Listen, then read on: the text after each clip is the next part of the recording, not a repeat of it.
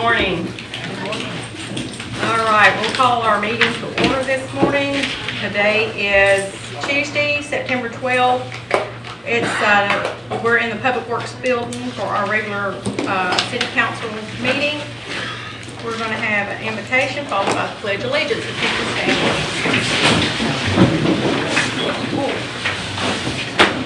stand. Father, we thank you for loving us. We thank you for our city. We come to you today knowing, Lord, that you know everything. You're full aware of everything going on in this world, in this nation, and right here in Mexico Beach.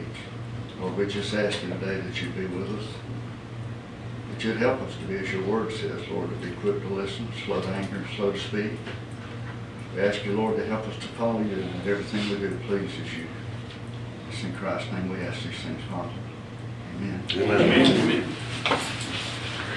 Allegiance to the flag of the United States of America and to the republic for which it stands, one nation, under God, indivisible, with liberty and justice for all.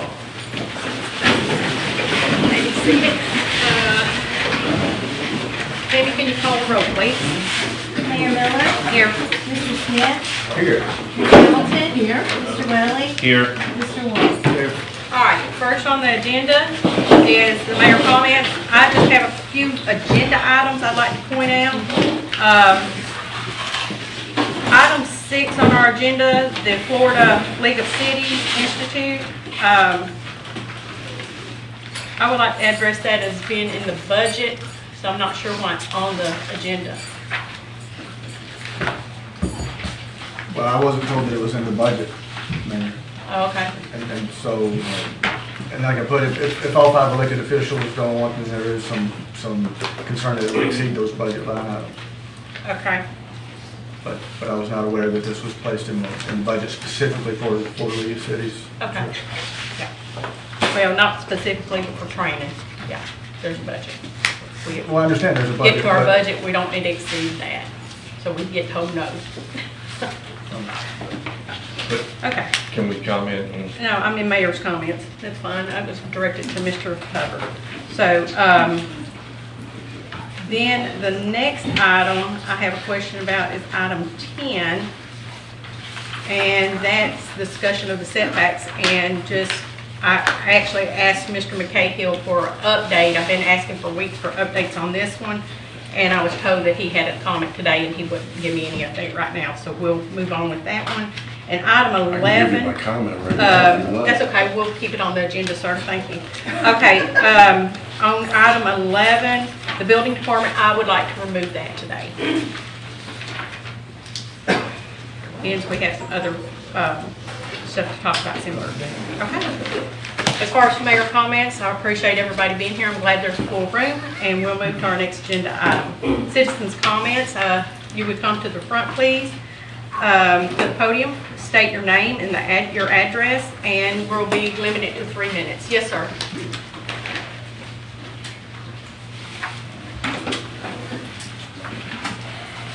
Jim Bush, 130 Palm Street.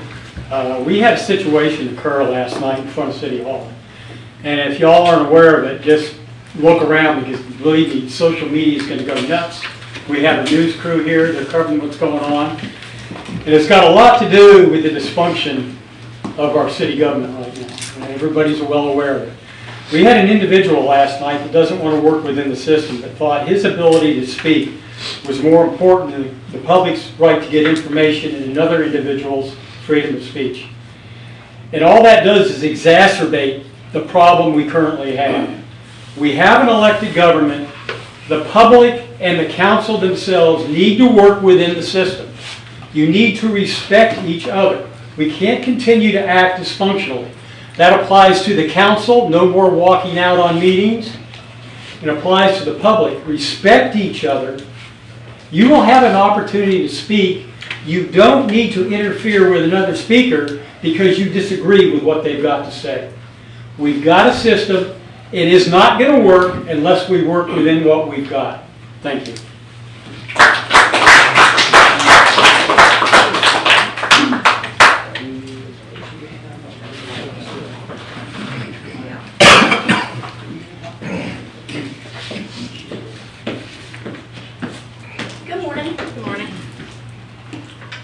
Smith, how you doing? What? Quinn Jenkins, Louisiana Drive. I have attended my fair share of meetings. I have emailed all of you. I have voiced my concerns.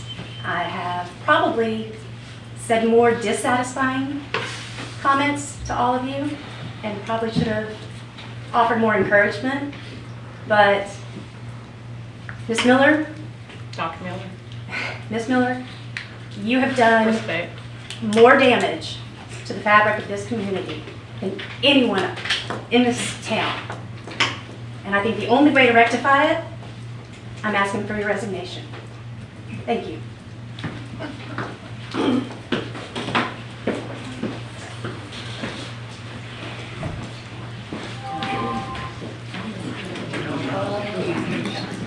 My name is Denny Hughes, 500 Georgia Avenue.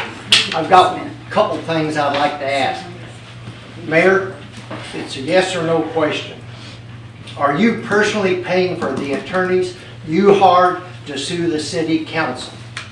That's a yes or a no. Have I what? Are you personally going to pay the attorneys that you're using to sue the city council? Okay. I will be paying my attorney if that is so granted by, or That's a yes by or no the, question. no, sir, that's not a yes or no question. You need to read No. the information. So that's it. No, you're not going to The do it. complaint, they asked for Excuse me. attorney's fees. Excuse me. Pardon, Mr. Cahill. In the complaint, there is a request for attorney's Okay. fees. I Okay. hope you all heard that.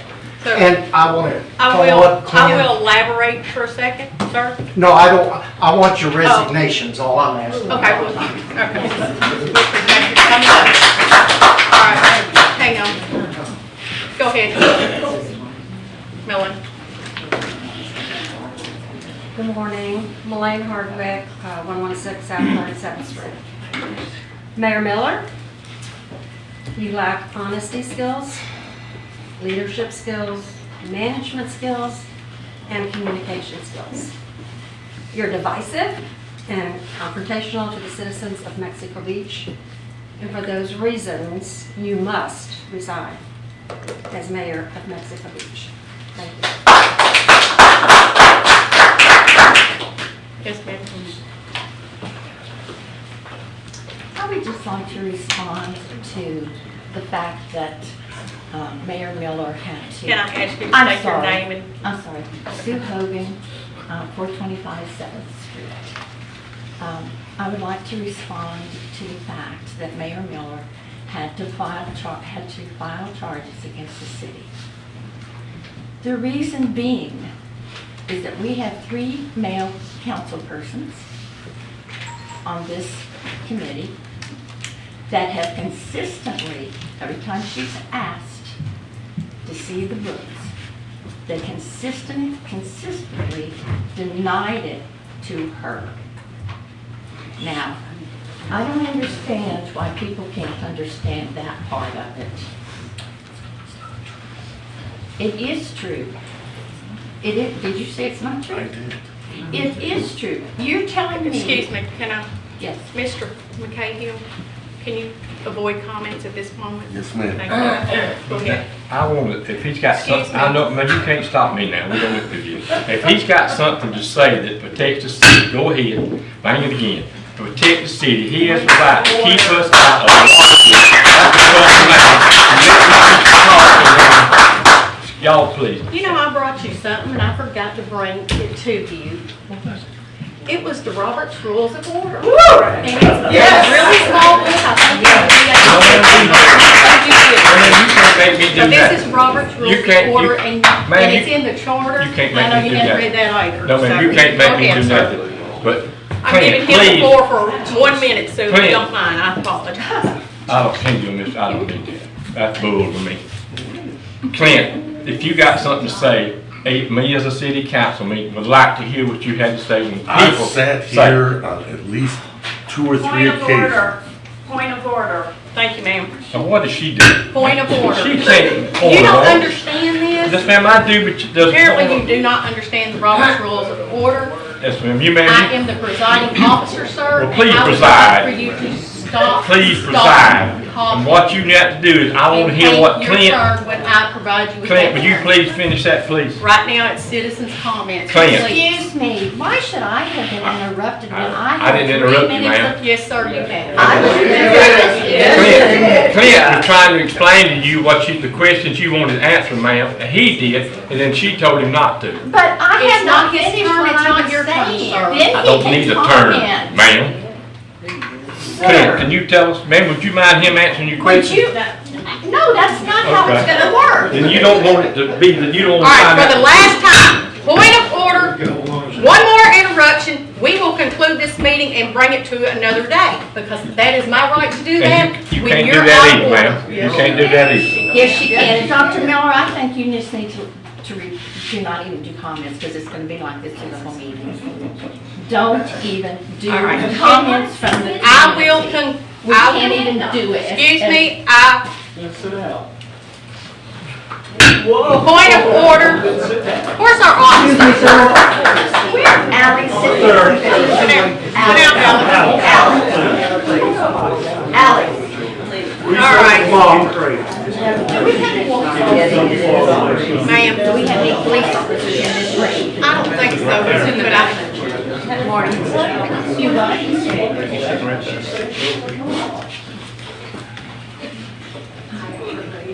Now, last time, point of order, we're in citizens' comments, and Miss Sue Hogan has the floor. Go ahead, ma'am. Right where I was, just like Well, all over again. I hope you reset her clock, because she forgot. My point being that our 3 council people who continuously denied her a request to get the information that she needed. Now, they might have allowed her to get partial, but they did not allow her to get everything that she will get if she wins the suit. And it's written in the LDR. That's the city So, charter, ma'am. sorry, I'm sorry. So, it's beyond to me why this community cannot just stop all of this. We need to not take sides against everything. We need to work together and try to get things accomplished. We have not been allowed to get anything accomplished since she's come into office because they continuously hide her. Mr. Pollock, you can come up here and say whatever you want to say. I ain't said a word. Excuse me. I can shake Sue, my can you- head, I don't have to Can you talk. address the council, I please? agree. I'm very disappointed in our 3 gentlemen. I always will be now. And I hope that they can kind of think things through a little bit, or we wouldn't be in this position that we're in right now.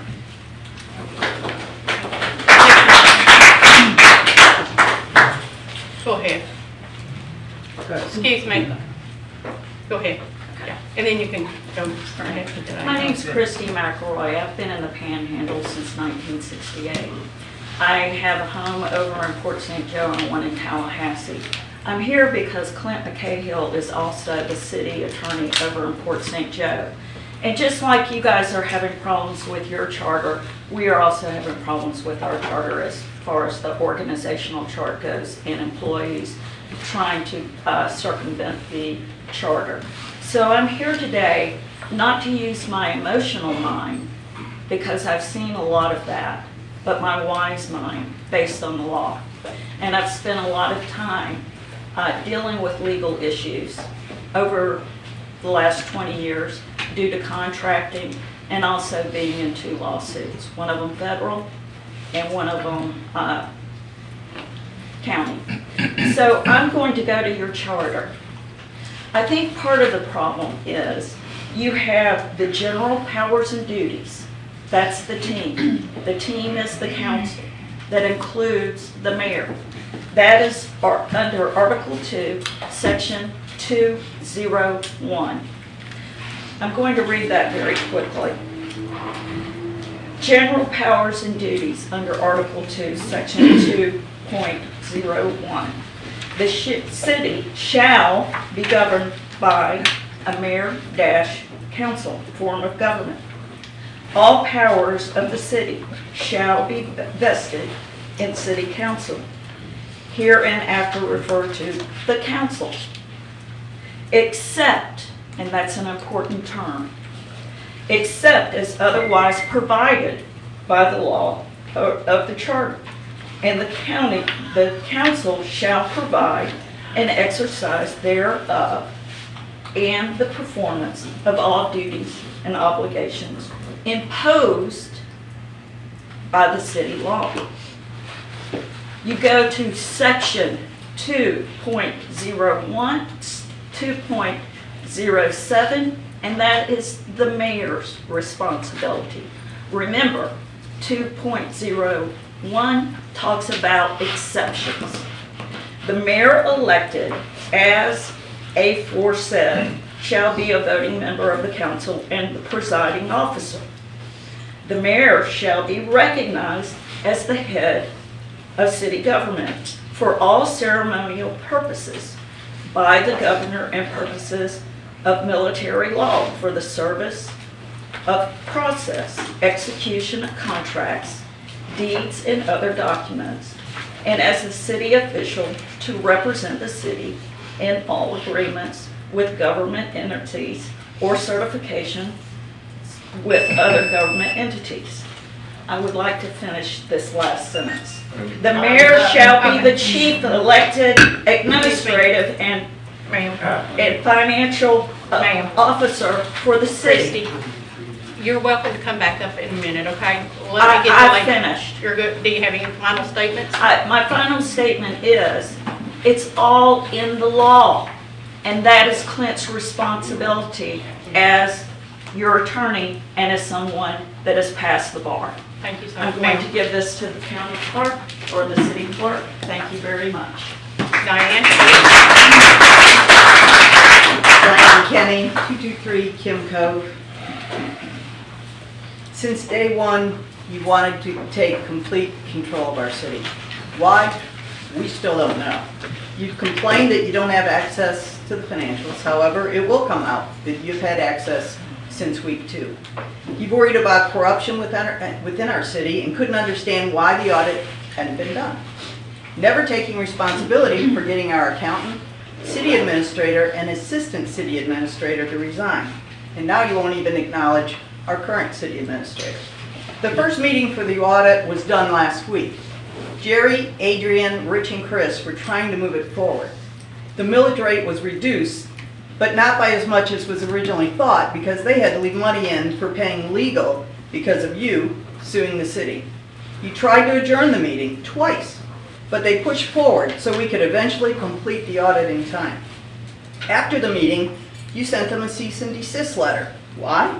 I never really heard your explanation for that, but I guess it was another bullying tactic. You've tried to silence our attorney, our council people, and our citizens for way too long, and you've instilled workplace violence in our city. We came together as a community after Hurricane Michael flattened our town. With the help of Mayor Kathy, Bobby Pollock, the rest of the council, and our great citizens, we rebuilt. We have no loans and money in the bank making interest. That doesn't sound like corruption to me. Well, I'm here to tell you that we're taking our city of Mexico Beach back. I'm asking for your immediate resignation. Remember, Michelle, leaders become great, but not because of their power, but because of their ability to empower others. And I want to wish Tammy a happy birthday. Everybody join me. I got something I can read from one of our other citizens. This came from Jackie Rogers. Your issuance of the RFQs without council input is the latest action on your part that reflects your arrogance in assuming power you do not have. Mexico Beach has a mayor plus 4 council members who have been elected to represent all the citizens of Mexico Beach. You do not have the authority to circumvent the council as you've done with this erroneous posting of the RFQs. I and many other taxpayers of Mexico Beach expect and demand you to work with the council following proper procedures. That is why you all were elected to do. Contrary to your egotistical belief, the other 4 are not obligated to vote your way on agenda items. Failing to vote with you does not constitute an obstruction of your duties. Mexico Beach has wonderful qualified staff, and if you wouldn't quit harassing them, They would be an asset to you and could have advised you against posting RFQs prematurely. You seem to be unable to work well with others and demand respect, which you have not earned. The office of the mayor deserves respect, but the person holding that office must earn it. You have failed to do so. This is somebody else. Would you like to This make the isn't me. last comment? You have failed to do so by your own actions. She's asking for your resignation. And so are these other two that are right here, We appreciate your which is Mitch coming up Coleman, to talk to us. one more, and Paula Mays. Good, Thank thank you. you. Happy birthday. Any other citizens' comments? Okay, we'll close the citizens. Yes, sir, you can come up. Hang on.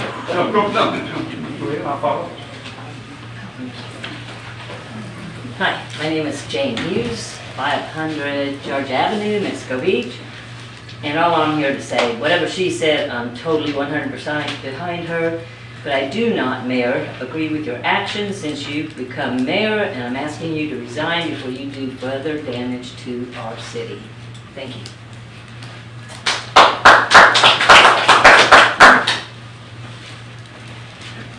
Good morning, Mayor and Council. I'm Tim Wilbanks, 64 Zillion Drive. My wife Debbie wouldn't have been here except she had a prior commitment which she cannot reschedule. Let's talk a little bit about leadership. In general, leadership is the ability of a person to pull a group of people together and to effect positive change in order to better the organization. Emphasis on effect positive change. It is apparent that you do not have leadership abilities, Mayor Miller. Two examples, since I'm limited in my time, that what you are good at, however, is creating misdirection and chaos. Misdirection. During your candidacy, you made a post on Facebook where you started out saying, here we go again, another amendment to the budget. And then you made some comments and asked some questions. However, following up with the council, they provided adequate explanation that this was money that the city was receiving and that it had to be accounted for. When I went back to you on Facebook and said, I believe you owe the council an apology, you said I was simply asking questions. No, you were not simply asking questions. As it started out, here we go again. You were trying to create distrust. You were trying to create misdirection, chaos. In one of the early council meetings, you loudly proclaimed financial crisis, but provided no factual basis for that. Mayor Miller, you are not a leader. I'm sorry. It's time for you to resign. And if you do not, I will certainly support any recall efforts going forward. Furthermore, please know that any time that I show up to one of these meetings, that's a vote of no confidence and a vote of yes for recall.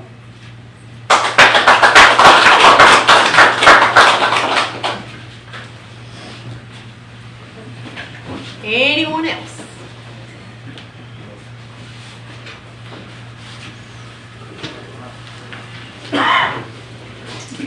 Morning. Good morning.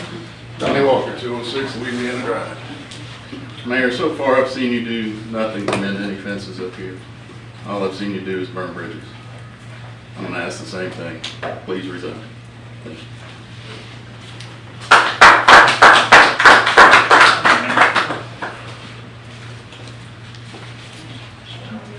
If anyone, if it's just gonna be for me to resign, I'll go on and answer that and y'all can save your time. That's a no. You should have just 2 minutes. Do you want to come up? I mean, you're perfectly fine. Perfectly fine to come up. Yes, ma'am, I will. That is your I'm a privilege, citizen. but I'm just saying. I've been on this beach all I've my answered life. that off and on, question. ma'am. Yes, Go ma'am. ahead. And the way I see this government run, it runs like our federal government right now, it's nothing but chaos. And I would ask you to resign, please, because real leadership equity is earned, it's not inherited. Please note that.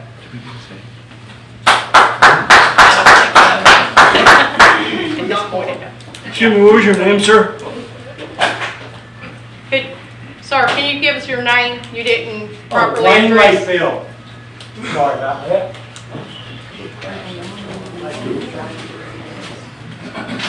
John Harold, 43 First Street. Told my wife I wasn't gonna speak today. But it seems like it's shifting all one way. First, Mayor Miller, don't resign. I have never seen so much excitement, and interest in our council meetings. I've been coming for 2 years. I've never seen it overflow. So I want to thank the council and the mayor. It's great. Citizens need to be involved. A statement was made that I disagree with. You said you ran off the city administrator, the assistant city administrator. I want to remind everyone that Doug Baber, his first year here, had applied for another position. Didn't get it. Then 3 weeks after you were elected, and Ms. Hamilton was elected, and Mr. Smith was re-elected, he put his house on the market. Doug's a young man, got a growing family. He got a better offer from a bigger city. That's why he took it. Michelle didn't run him out of town. Then he took his protege with him. I can't prove it, not going to make the allegations, but Michael didn't seem interested in staying here. He wanted to go on.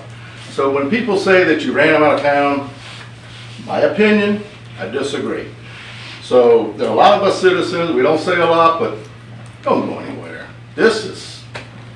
I just love American justice system and working like it is. Thank you.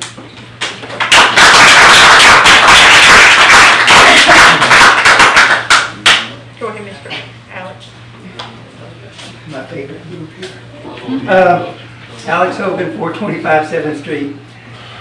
I for one, I have to agree with Mr. Harrell here. I don't want you to resign. I will support you, throughout your tenure as mayor. Come election time, we'll see how it turns out. That's why we have elections, If you don't like the way somebody's governing, then do it in the ballot box. Not this silliness of recall and all this removal, I have to agree that, one of your campaign is transparency. And we filling up this room. And that's good. I think that's a good sign. But we need to temper it with honest, accurate, sincere statements. And not vicious, negative thoughts and words. And that's all we turn into. Facebook's turned into nothing but a tabloid. Go to some of these sites and read it. It's not, and you're talking about Mayor Miller makes all these accusations. The same thing is occurring by the people writing these articles. They're just on a bandwagon. They're making comments that they can't really prove and substantiate. I think you maybe have made some bumps, and it's a learning process, But the key is you're not creating the problem. We, as a community, are creating the problem amongst ourselves because we don't want to work together for whatever reason. Thank you.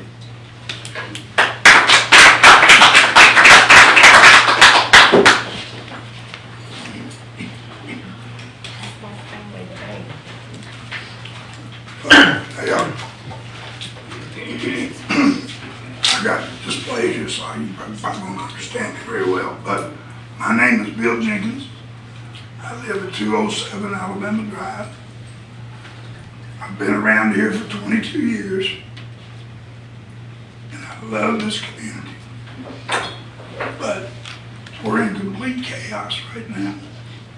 We need some changes made, and one of them is we need a new mayor. And Michelle Miller, I had some dealings with you prior to the election. And you didn't tell me everything that was the truth. And I don't think you're doing it now. And I just feel like that we, as a city, have worked together and gone through Michael, accomplished a lot of goals, and we're going backward now. And we're at a standstill. And complete chaos. And it could be from, I don't care what you say, it's from the male council, the female council, or who it is. We just need to work together and create the city we used to have and keep the growth going like it has in the past.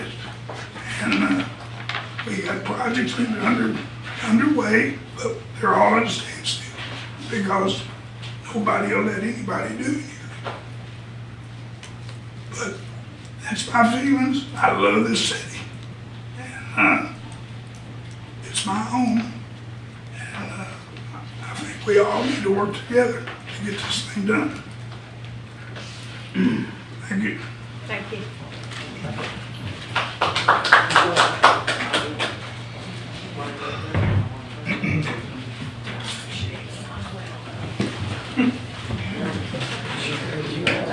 Julie Gardner, 111 20th Street. Mr. Hogan was talking about transparency and honesty, but the truth is, you have been in the books for quite some time. I did enough records requests over at the city to find that out. I think a week or two ago, I think you printed out a report that was over 1,700 pages long. The very first week you had access, oh yes ma'am. The very first week you had access, you printed out a report that was 750-something pages long. You've had access to the financials. Well, then we need to figure out who's using your name. Because your login and your IP address is used each time you log in. I don't know if you realize that or not, but the IT department is very thorough about this because it is a financial software. So we can see, when you do a records request, we can see exactly what everybody accesses. So I wish that you would tell the people what all you have been accessing. General ledgers, accounts receivable, accounts payable. A few weeks ago, you had staff go up in the attic in July to pull files down that you never even touched. But you're not telling these people that. These people have no knowledge of that. But if you do requests and you find out, see, I'm trying really hard today. I'm really trying. I stood up here, and any time I've said anything, if I look that way, you say address the council. You pick and choose who you want to do what at this podium, at City Hall, out in public. That's not right. You're right. Everybody that's got up here today and talked about leadership, you're not leading. You're wanting to divide. This is what you want. The stunt yesterday was to divide. Ms. Hamilton made a very nice comment on Facebook. I'm sorry I wasn't able to attend. It was a beautiful thing. You could have done the same thing, but that's not what you chose to do because that's not who you are. Just be honest with these people because they deserve it.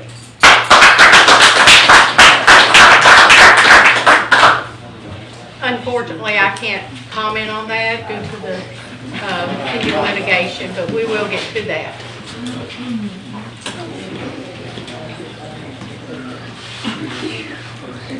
Bottom Hall, 215 Kim Cove.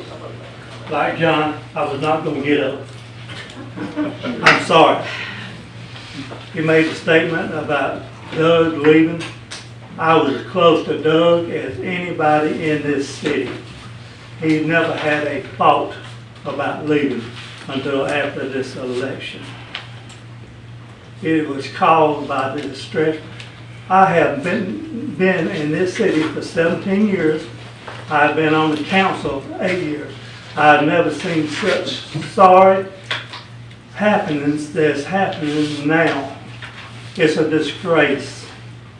We cannot get any city business done. I have not seen hardly anything done for this city since you have got on the council. I'm sorry. I wish I could feel different. I can't. You should resign. Thank you.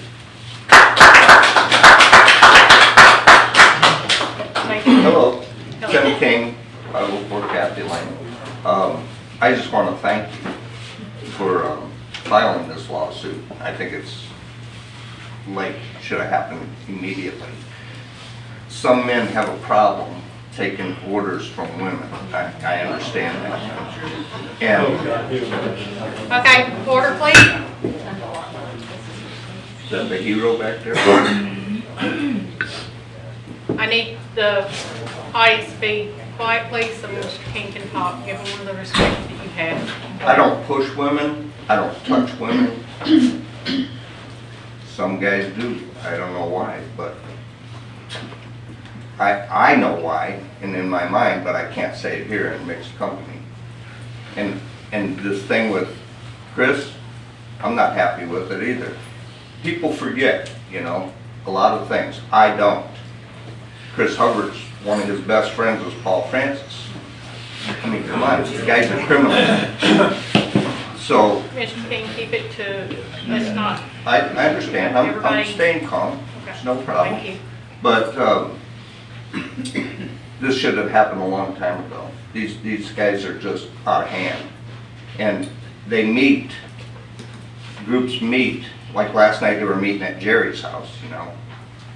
Everybody's entitled to meet.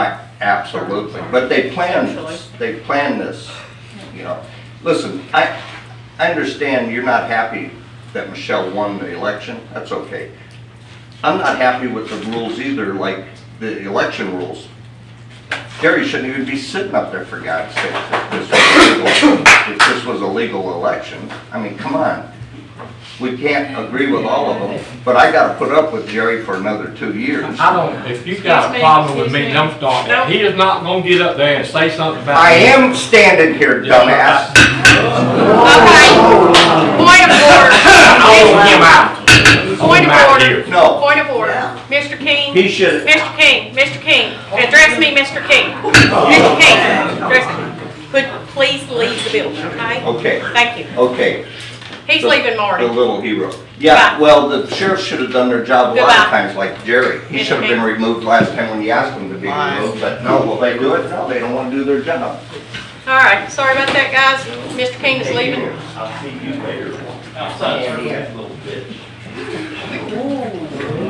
Excuse me, I apologize for the interruptions, but certain, this lady had her hand up for a bit. Just give me 1 minute, you can come up. Sorry about that. Shelby Bush, 130 Palm Street. Just a suggestion for the council. As we can see, as each person speaks, somebody gets a little bit more worked up, and sometimes it gets out of line like it just did. In other places I've been, and we've been here 20 years, we've had our home here 20 years, Jim has lived here 16. Other places, you sign up to speak prior to the meeting. Have you ever thought of, as a council, if somebody truly has something to say, sign up with the city clerk prior to the meeting? I don't mean the day before, I mean come in early, sign up because you have something to say.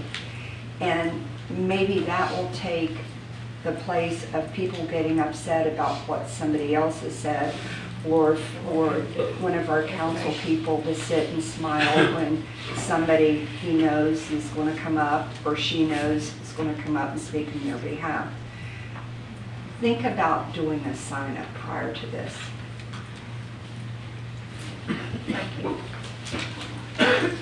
Yes, sir. Morning. Dane Wright, 610 Fortner Avenue. I'm sorry, what was the first name? Dane Wright, D-A-N-E. Okay, thank you. Yes, ma'am. I was sitting back there, I was saying to myself, I'm not going to talk. I'm going to let everybody else have their piece and say whatever they want to say. Ma'am, I hate to question our elected officials, and I'm up here jittering right now trying to say it. But the amount of dysfunction going on in our city right now is just sad. I've lived here for 17 years, ma'am. I'm 18 now. And I can't see what the point of all this is, ma'am. I don't have a question, I just have a comment.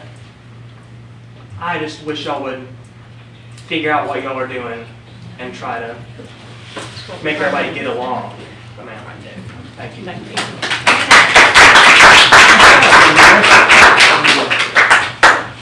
Yes, sir. Zach Childs, I'm one of them too that hadn't been here in a while. I used to attend every meeting, hadn't been in a year, but a couple things. Facebook seems to be ruining our town right now. This one question though, that you can't get records. I've been down to city council or staff a few times. What can she not have? Y'all give her everything. They say they do. They all tell me they do. They say they get boxes for you, you bring them down, you don't look at them. So I mean, I've been here 17 years, most of those have been, they're telling me that. I don't get that. I'm confused by it, but they all tell me that they're giving you everything you asked for, except, Chris, what is the one thing she's not allowed to have? Information covered by Privacy Act. Which is employees' personal information? or Social something? Security numbers. Okay. Everything but that, they say they give her wide open access. I support item number 12, the Auditor General. I'm also sick of implications that people stole money. I know these people, have known these people, nobody stole FEMA funds.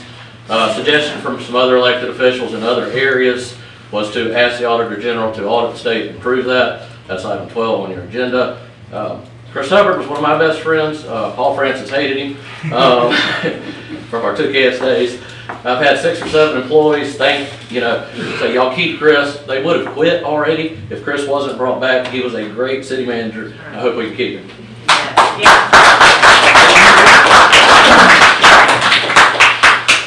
Yes, Mr. Jim Bush again.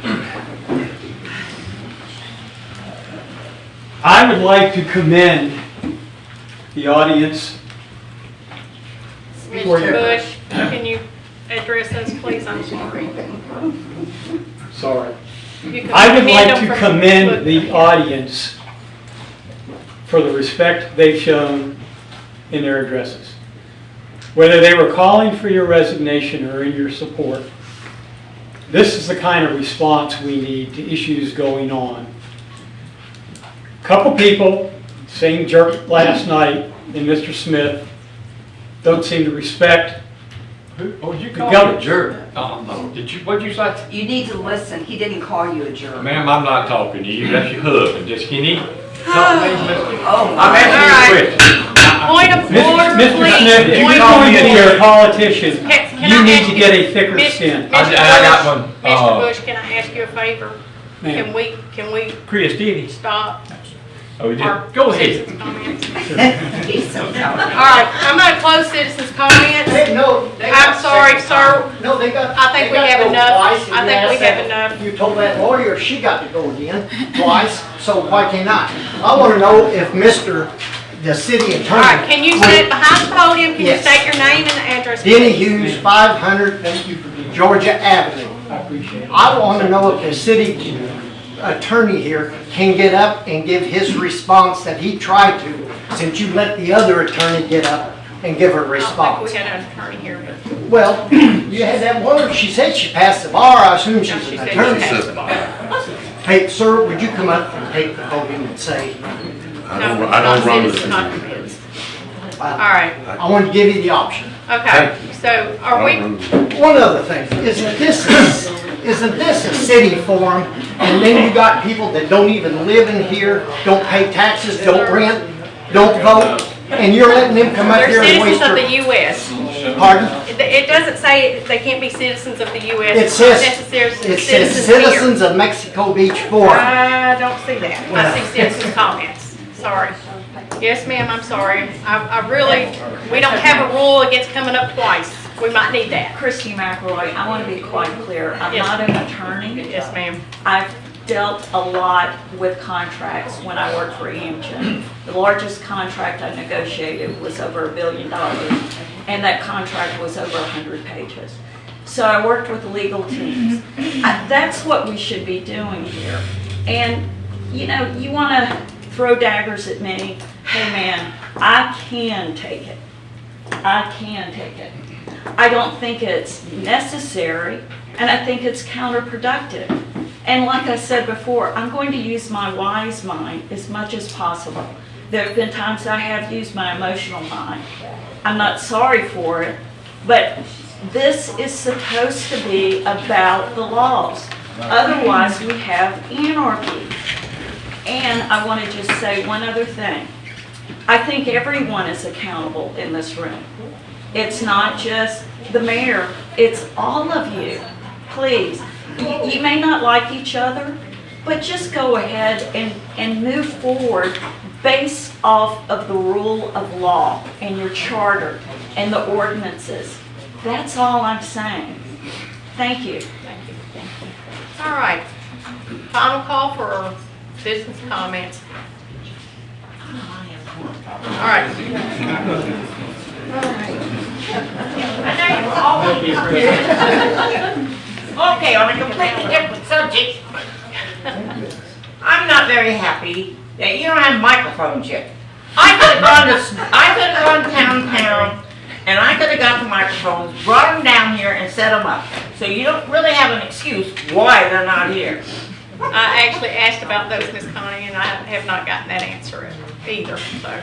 All right. No, citizens' comments? We'll close the citizens' comments. We're going to move to the consent agenda. Just 1 minute before we move to consent agenda, I'm sorry, Mr. Wolf, did you have something you'd like to state? I do. It's real simple. Mr. Childs said that that boxes were brought down for you, and you said no. Okay. Can you tell me how many boxes you brought down from the attic, from this building? Just tell me how many. Well, let's clarify first. 3 boxes? Thank you. That's all. So let me Thank you. clarify that. That's all. Let me clarify that. I asked for an invoice that I thought was on the computer. I asked Mary Harmon, and Mary said, no, that's in boxes in the attic. And I said, that's okay, I don't need it. No, I'll go get it. She chose to go to Mr. Walker. She chose to bring them down. I said, Mary, you don't have to do that. She chose to do that. She had him bring them down, and then before they were getting them down, even before they got down, Mary said, we'll have to have the check number that you're wanting to look at to find the invoice. And I said, well, I'll have to go home and get that check number, because I did not know I had to have that for that invoice. When I came back, everything was closed up, Michael was there, and that was it. They had taken them back up. Not my They were issue. downstairs in the office. I went back, Michael was there. That's He the did man not. sitting right there, is in his office. Well, I didn't know that. No, did I? I went back to the conference room where they told me they would be, and they were not there. So, maybe a bad communication situation. On your part. That's sad. I'm sorry. Point of order. Let's move on with our consent agenda. My apologies to you guys for opening that one up. That was unnecessary. Okay. I make a motion to approve the consent agenda. I didn't call for it, but yeah, can we have a motion You don't have to call for a motion. Yeah, you do have to call for a motion. Okay, so we're not going to argue this either. We just need to get along and get our consent agenda approved. So let's Do I get have to a work. I second? make a motion to approve the consent agenda. And I second. All right. All in favor, any nays on that one? We're going to move on. Tammy, put that down as 5-0 to accept the consent agenda. All right, on to our regular agenda. Boy of the month. Let's do something happy. If you want to make a statement, Mr. Wolf, make it out loud so everybody can hear that. And you do the same, Mayor. I heard you say many things, sir. Speak Go ahead, sir. They can't hear you. All right, so Robert's rules need to be followed, and I'm going to continue following those, okay? Now, we are on our Employee of the Month.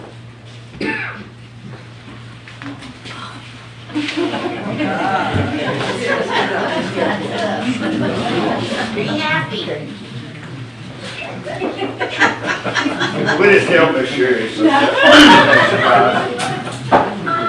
Sherry admitted she didn't know. Well, that's been a long time. Point of order, please. Works in the utility department. She handles a tremendous volume of information. Sherry, we want to present you this plaque and give you a day off. Like, if you say a little something. She told me she didn't want to, but I know she's good at it. I just want to thank everybody. It's a pleasure working for the city of Mexico Beach. I've been here a long time, and I just love everybody. And thank you. I'm surprised.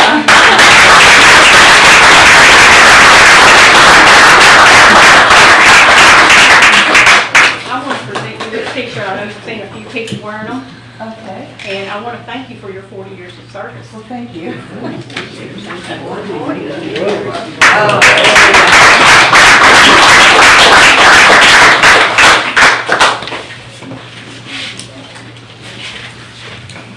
All right. I'm sure Miss Sherry, after 40 years, has seen a lot of stuff go on in this city. All right, we're going to move to item number 2. This is regional stormwater. Notice award, Mr. Ryan. Hey guys. Morning. So this is an award for the stormwater design, the regional stormwater design. I know we've talked about this one before. Basically, this is a phased project through the HMGP program. I know I've mentioned in past meetings, this is one of those projects we've always talked about on the public assistance side, FEMA projects that are just rebuilding things that we've already done. This is one of those projects that is aimed towards resiliency, so it's not something we had in existence prior in the city. We've gone through the RFP process, put it out twice now, and both times we only had one bidder. As I've mentioned to you guys before, that's typically something procurement-wise that on the FEMA and FDEM side, they like to see multiple bidders to make sure that, you know, everything was fair and open. So we kind of went through a process where we reached out after the second bidding and said, hey, you know, we're having trouble getting multiple bids on this. Is it okay if we were to move forward if the council decided that's what they wanted to do based on just this one bid and all that? FDEM said, yeah, you know, since you bid it out a couple times, you can do that. We still have to go through the process. I know council has seen the proposal that the one bidder put together, AFCON, and they've put in all their scoring sheets. Obviously, when we score those things normally, then we compare things and we see who got the highest score, and that's who the presumed bidder or award will go to for that bidder. This time it was very easy for me to do that calculation because there was only one set of calculations to do.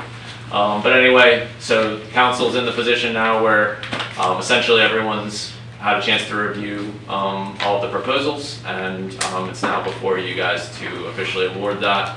I guess I'll just end by saying, remember, this is only for the design portion of this. We don't have any, all we've done so far is conceptually kind of designed it and put together the idea for the project. This would be phase 1 where we put together a design. Once we've got a design together, we go back to FEMA and FDEM and say, hey, here's what we're proposing. Can you award us the phase 2 construction funds? So that's where we're at process-wise. And you guys, how this will also work, because this is for design services, you guys will basically be, this award is to give them the sort of like what we call like a master services agreement. They'll have to come back with a task order for costing for the design and that sort of thing. So this is basically just saying like, hey, we're gonna award them the ability to do this work, and then they have to come back and task order you specifically for how much it's gonna cost and what it's gonna look like, and all the things like they may have to do studies and that sort of thing on the hydrology that would be involved in that. So that's where we're at with this. I think it's on the agenda for you guys to vote for award, but you know, if you needed to discuss on the table, you could. I think you could still do that as well if you wanted. Do we know what the cost on this is? Well, we don't know what the cost is because that's what's going to come from the task order when we would go to award, and you guys would always have the option, you know, at the end of the day, to say to them, we don't think that's a fair price or whatever it may be. Like that's kind of the negotiation of the task. Is this pretty much updating the 2015 study? We're going to get a study that's the same. I think that's what they're going to have to do, but I don't. Again, we don't really know quite yet because I think, you know, they're gonna basically, my guess is, and I'm no engineer, as I said to you guys before, but they're gonna need to figure out like what the post-water conditions are, or excuse me, the pre-water conditions are and the post-water conditions would be eventually. So my guess is that they're gonna wanna update whatever H&H exists for it so that they have a good idea of what the existing or pre-project conditions would be, so that then when they design the project, they'll understand what the post-water conditions would be as well. When I read the 15, it pretty much covered the city as a whole. then I read this portion of the project goals, and it kind of sets us more towards the 8th Street Canal and east of the city. Are we gonna have them do it completely, or are we? gonna stick Yeah, with this so type the of way, project? sorry. Yeah, the way this project's set up is there's some flexibility, like what FEMA wants to see at the end of the day is, are you reducing the flood levels? And are those impacts happening in areas where you have infrastructure or homes that we're seeing the reduction on flood levels? If you could imagine, you know, right now we might be saying, hey, this home's in the floodplain and the flood level's right here. But if we do this project, the flood level's gonna drop, so the damage level would drop. That's essentially what people wanna see. And we're gonna do that across the city. So, I guess the answer to that is I don't know, because we don't know what they're gonna say is like the most maximal benefits. That's what they have to figure out in design.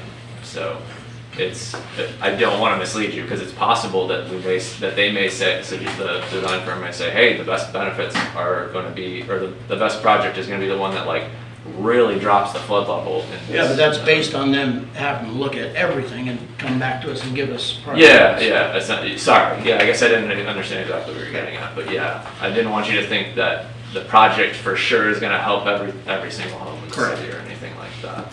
That may not be the case. 75-25 split? Correct. I had the same question to the mayor, estimated cost. We've done this before in 15.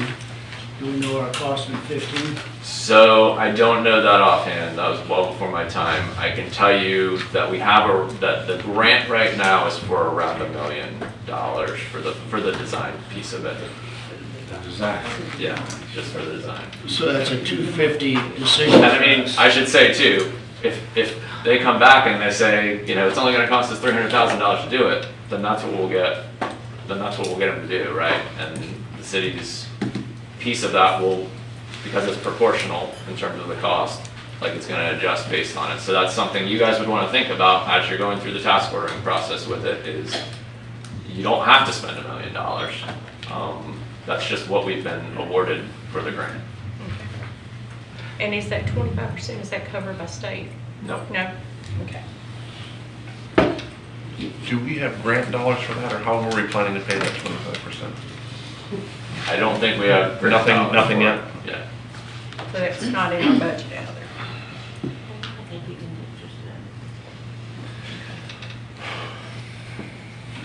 All right. So yeah, like I said, and I'll keep standing up here, but I mean, you know, this is something that you guys can debate. We don't have to solve it right now. I put it on the agenda to award because I feel like that's just the path, the easiest path. If everybody decides they want to do it. But I know this is also something I felt like we need to get the process moving one way or another because we've been talking around it for a while. So. All right. I'm gonna open citizens' comments. Any comments from the public? Discussion. Rob Cruz, Colorado Drive. Actually, question, how does this fit in with the 80 acres? Yeah, so the 80 acres was, as part of the concept, sorry, I don't know how to stand with you. Yeah, so the 80 acres was purchased, you know, under the auspices of that would be used for this project because it was one of the few like big areas where you could put a regional stormwater detention. There's no obligation that you guys would have to use it, but I think that was always the intent, is that, you know, that's an area where you could, because essentially with a retention detention pond, like you need to have volume and you need to have space to do it. The more you can hold, the more. Well, that's what was discussed, because the canal, I know the water goes one way, they're just replacing the 4-foot pipe all the way down Florida Avenue. Yeah. So this will be a study on how that water is going to get into them 80 acres? Yeah, well, it's not just a study, like it's a long-term, like I'm saying, I think they'll probably have to do a study to figure that out, but then really the money is to do the design part of it. Like once they kind of figure out what the hydrological makeup of that area is, then they can say, okay, here's what we think is the best way to move that water and to get it to hold in that retention area. Well, it's kind of the catch-22, because that's been brought up before. How are you going to get the water in them 80 acres? I mean, where I live, I can dig a hole in the ground 2 feet and I get water. And if you've got a pipe 4 feet in the ground, how are you going to get water into a hole that's full of water? So I mean, to me, something needs to be done, because you got them 80 acres, and we discussed this before, to make sure there's a way to do this. So if this is going to be part of it, I don't see you're gonna have to do it, because how are you gonna figure this out? You got the 80 acres, you have to do something with it. Thank you. I got a question real quick, while I'm thinking about it, Ryan. When you're doing this study, there is property, the property that was filled in and it's behind where Gulf Foods was. Okay. It was filled in, that's wetland. I'm not familiar with it, but sorry, Okay. continue. I might still be able to answer the question. Somebody made recommendation that the city could possibly purchase that property for this stormwater plan, because it is, anyone who purchases it has to litigate out the wetlands again, because it was filled in illegally. Like mitigate them.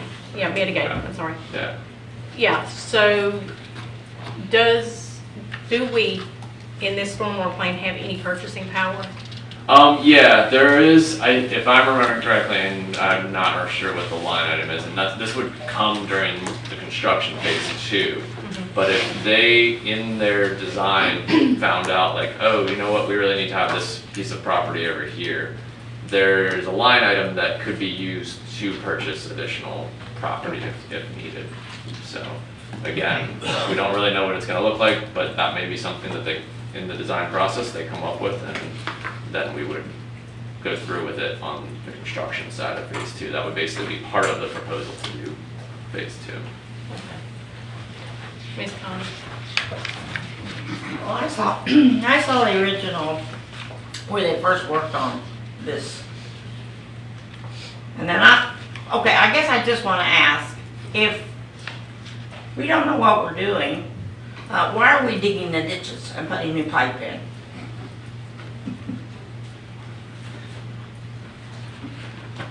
Look, I can answer that, or he can. The reason why we've done the Florida is because when the hurricane, between the gasket, when they put the two pieces of pipe together, there's a gasket, and when the hurricane come and all the water come and went in, it blew these gaskets out. And between Florida, I don't think there's any left now. Yes, they are. Not unless they moved today, but right there in Louisiana, Louisiana and Florida, you can go see a big old hole. And Tommy and them used to fill them in. That was the problem, and that water runs and That drains. doesn't have anything to do with the flood zone, or the flood stuff. Yeah, man, that pipe right there is one of our, we have two main pipes, one between Maryland and other side of Maryland and the Florida one. It drains most of our water out of this town. That does. Both of them does. The one, now that one does too. That catches the water, most of the water on 98 down to Florida, and probably a half a block. But from the half a block back toward Georgia, where you live on Maryland, it goes, you know, that used to be a canal. That, you're talking where we call it a park now. That's right. That used to be an open canal. Yeah, because that's where they were going to do it originally, so it would go right into the 80 acres, right? Yes, ma'am. That was probably years ago, but to 250. get that water to go from your house or from my house to 80 acres, it has to go uphill. Gotcha. So we're not going to use the 80 acres, or, you don't know? I'm gonna let him take that. That's not on me, but it's That's down the answer, here. is that right now, we don't know what we're Why gonna don't do. you know anything? I hope I've proved over many years that I know some things, but I don't know everything, I will say that. Okay. Any other questions for Ryan or the council? Okay, I'll close public discussion and bring it to discussion at the table. Anybody else have any questions for Ryan on this project? Alright, I'll take a seat, but I'll still be there, obviously. All right, I think everybody's had an opportunity to look at the packet that was provided. This is phase 1. I agree with Ryan, the only way we're gonna find out what we're gonna be able to do with our 80 acres and possibly need more storm land, I guess you could say, that we need to, if we have any discussion or a motion for approving this notice of award for our regional stormwater. Stormwater is obviously one of the most important parts in Mexico Beach, and I believe that this is something that the council ought to take serious, and I think they do. in the phase one process, I believe, Dr. I think it's something of importance that we need to move forward with as well. Mr. Jerry, I think you've answered a lot of questions for the Florida. If you, That was a different project. Well, that's true, but, in this city, when it rains, and I'm not talking about a flood, which, you know, in 2 days, we don't have a flood here. It's gone, but if you would get out and just roam the neighborhoods, you would see how much water we got, and we do need stormwater bad. And they did it in 15, and I expressed my concerns with Mr. Dewberry and Mr. Ryan before. And because I've been out here and watched the water go, and I know which way it goes, but we do need it. And we have to start. We have to start. And I believe this study or engineering will tell us how we can push that It's water. got to do better than the first one in 15. All right, thank you. I believe this is our #1 problem in Mexico Beach. I just want to know how we're going to pay our 25% share. That's the only concern I have. It would take a budget amendment, we would pay from reserves. We have 2 CDs that We have can use budgeted that. money time, yeah, whenever they mature. I think we have one coming up for maturity. We might want to consider moving that to our budget. I don't think this is optional. I just want to know if we have a plan to pay it. Yes, May I ask another question? Well, we closed the public meeting, I'm sorry. Okay, so does anyone want to make a motion for the regional stormwater notice of award? Sure. I'll make the motion that we approve the regional stormwater notice of award in phase 1. I'll second it. Candy Colroy. Mr. Wolf, Yes. Mr. Melly, Yes. Ms. Hamilton, Yes. Mr. Smith, Yes. Mayor Miller. Yes. We move on, have ordinance 811, a variance, second reading, and Carly's not here, but Lena is. Laura. I just want to get that right one, That's all right. Laura, I promise. I'll keep you honest. You need me to, yes, ma'am, you can come up now. You okay? Yeah. You want to sit down, ma'am? That's all I right. was gonna say, you can No, say. I need to, I've been sitting too long. Yes, this is your second reading for the ordinance that will adopt the language for hardship relief and variance procedures into land development regulations. This will include a new section 7.04.02 that speaks to the variances. We talked about this at the last meeting. Currently, there is no language in the land development regulations that speaks to the process and standards of review. You were working off an application that we seem to believe was something that was from another local government and therefore was not bound in the land development regulations, so there was no way to stand on that and cite that when people were coming in for variance requests. So this language will help us get through that process in the future. There will be a fee involved for the application as it's in your fee schedule. And we just recommend you approve the ordinance so that we can include this in the LDRs. Okay. We're going to move forward to motion to read the ordinance 811 by title only, and then we'll open it up to the public. I'll make a motion to read ordinance 811 by title only. I'll second it. Tammy? Oh, did we do a vote? You should do a vote. Vote, I'm sorry. Tammy, a vote, please. Mayor Miller, Yes. Mr. Smith, Yes. Ms. Hamilton. Yes. Mr. Lowry. Yes. Mr. Wolf. Yes. Ordinance 811. An ordinance of the City of Mexico Beach, Florida, amending the Land Development Code to modify Section 7.04.00 and create Section 7.04.02 to establish a process and standards of review for granting of variance, providing for codification, providing for repealer, providing for severability, and providing for an effective date.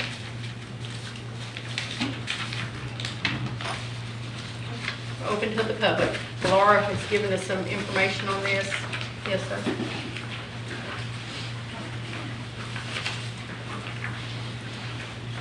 Jim Bush again. I'd like the council to look at 704.02 subsection D5.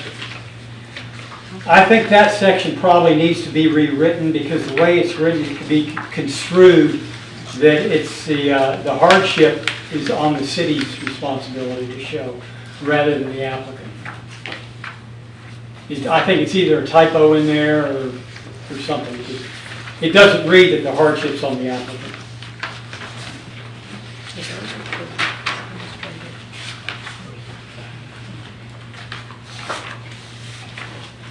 So maybe to the city of Laurel? So I'm not quite following. The burden of proof to demonstrate the hardship for the city is to issue the variance is upon the property owner or applicant. I couldn't hear you, but. The burden of proof to demonstrate the hardship for the city is to issue the variance is upon the property owner or the applicant. So the burden of proof is on the applicant. Okay. Thank you. I must have misread it. then. Okay, Because that's fine. that's Laura, that's. The more eyes that's on it, the better. Yes, thank you. Any other citizens? This is not WPA. Rock Cruz, Colorado Drive. On the planning board, this was approved. You know that I came up here. The question I have, and maybe Clint can answer it. We've also asked for, put some teeth in that with fines. That wouldn't be part of this. No, but is that being worked on? Yes. Okay. Thank you.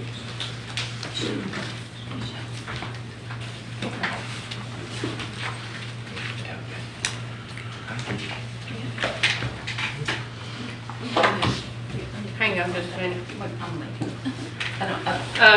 Is Bill in here? Okay, Bill, you might want to come up and. Yeah. Yeah, we're good. Let me just come back. We're just going to recess for 1 minute, please.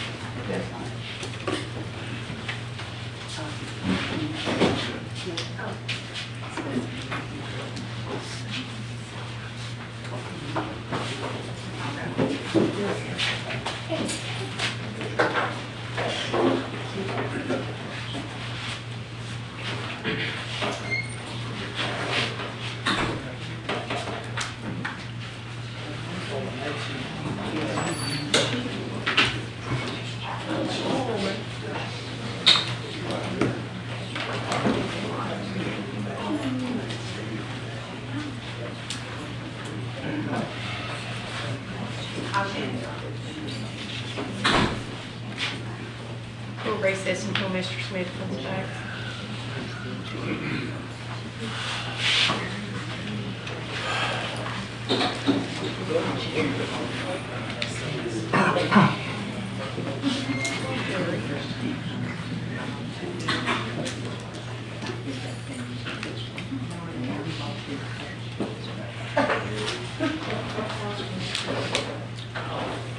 We're still open to public discussion. Does anybody want to, any other public discussion on this item?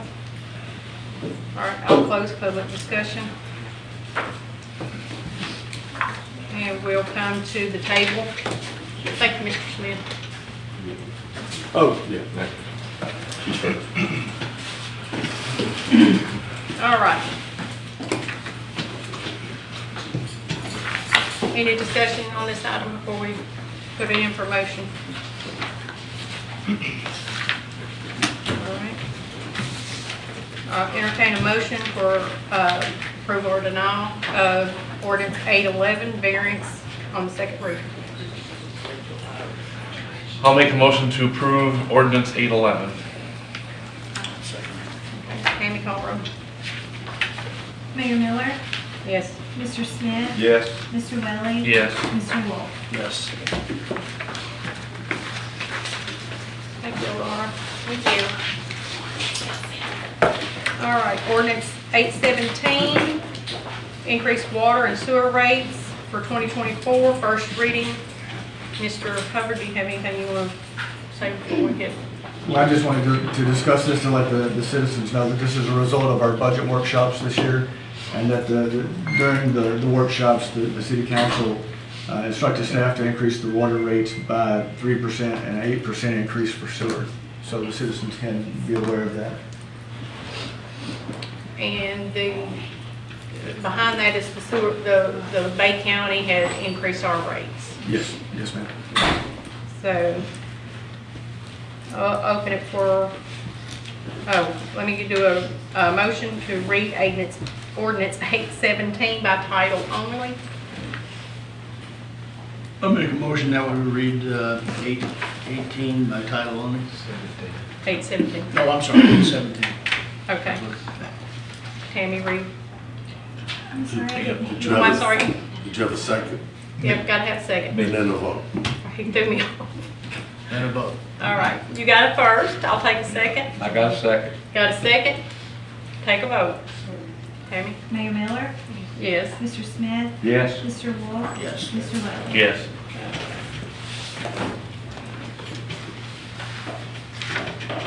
Any public comment? She gets to read it. Oh, I'm sorry. Okay. Ordinance 817, an ordinance of the City of Mexico Beach, Florida, amending ordinance number 799, adjusting the current rates to be charged for the use of municipal water sewer system for the service inside and outside the city limits of Mexico Beach, allowing for senior citizens discount and vacant lot rates, repealing all ordinances and parts of ordinances in conflict herewith, and providing for an effective date.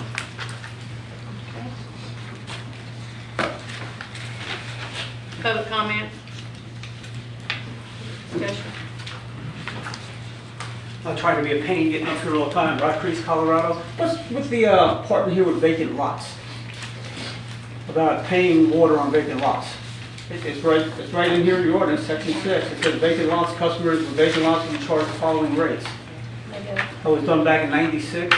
Is that something that's being deleted out, or so if you got a vacant lot, you're still paying that money, and then you don't have to? Well, it says then you're exempt from if you build a house, you don't have to pay any fees.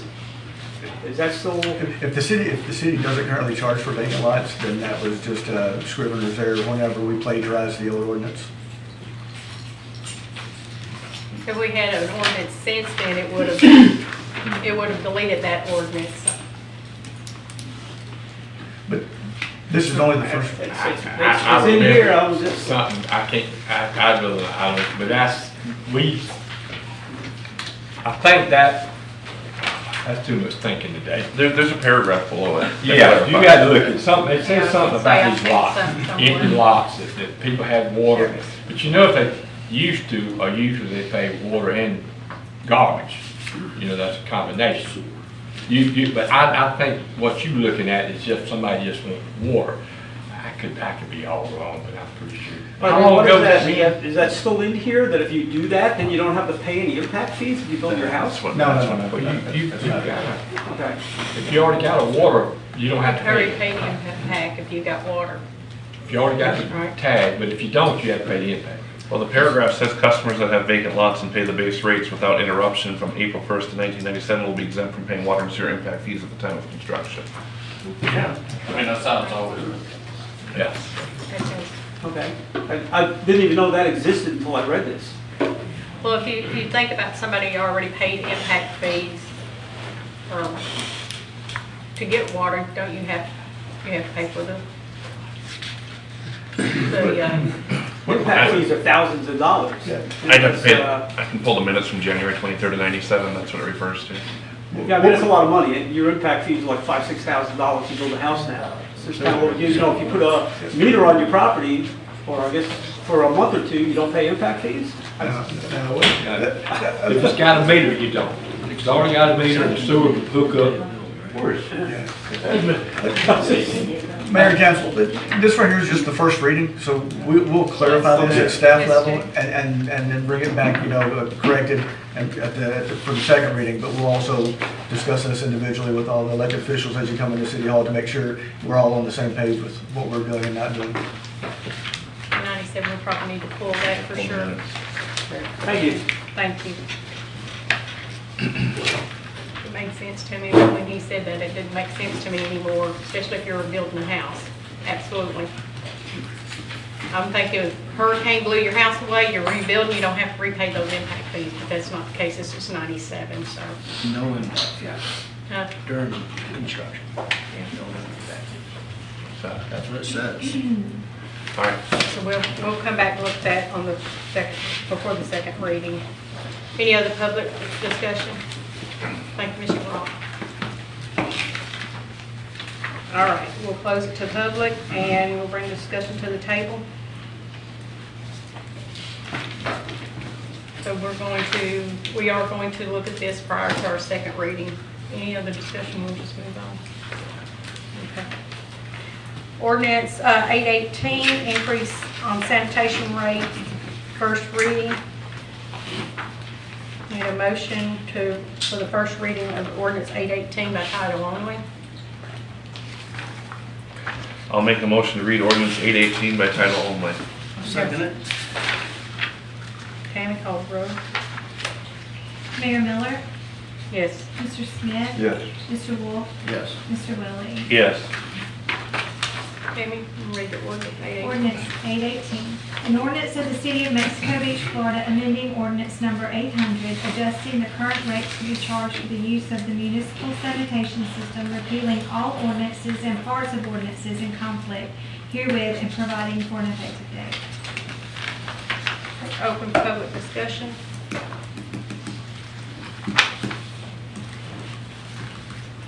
We'll close public discussion, move to the table. Any discussion for this one on the table? The only thing I have is this 10% equals what we budgeted for anticipated revenue we need, so this is in line with our budget.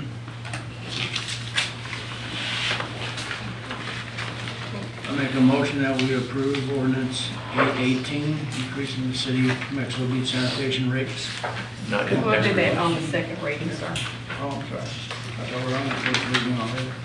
Okay, so next on the agenda is our Florida League of Cities Institute for Elected Official, elected municipal official level 1 and 2. Mr. Covers brought this to the table.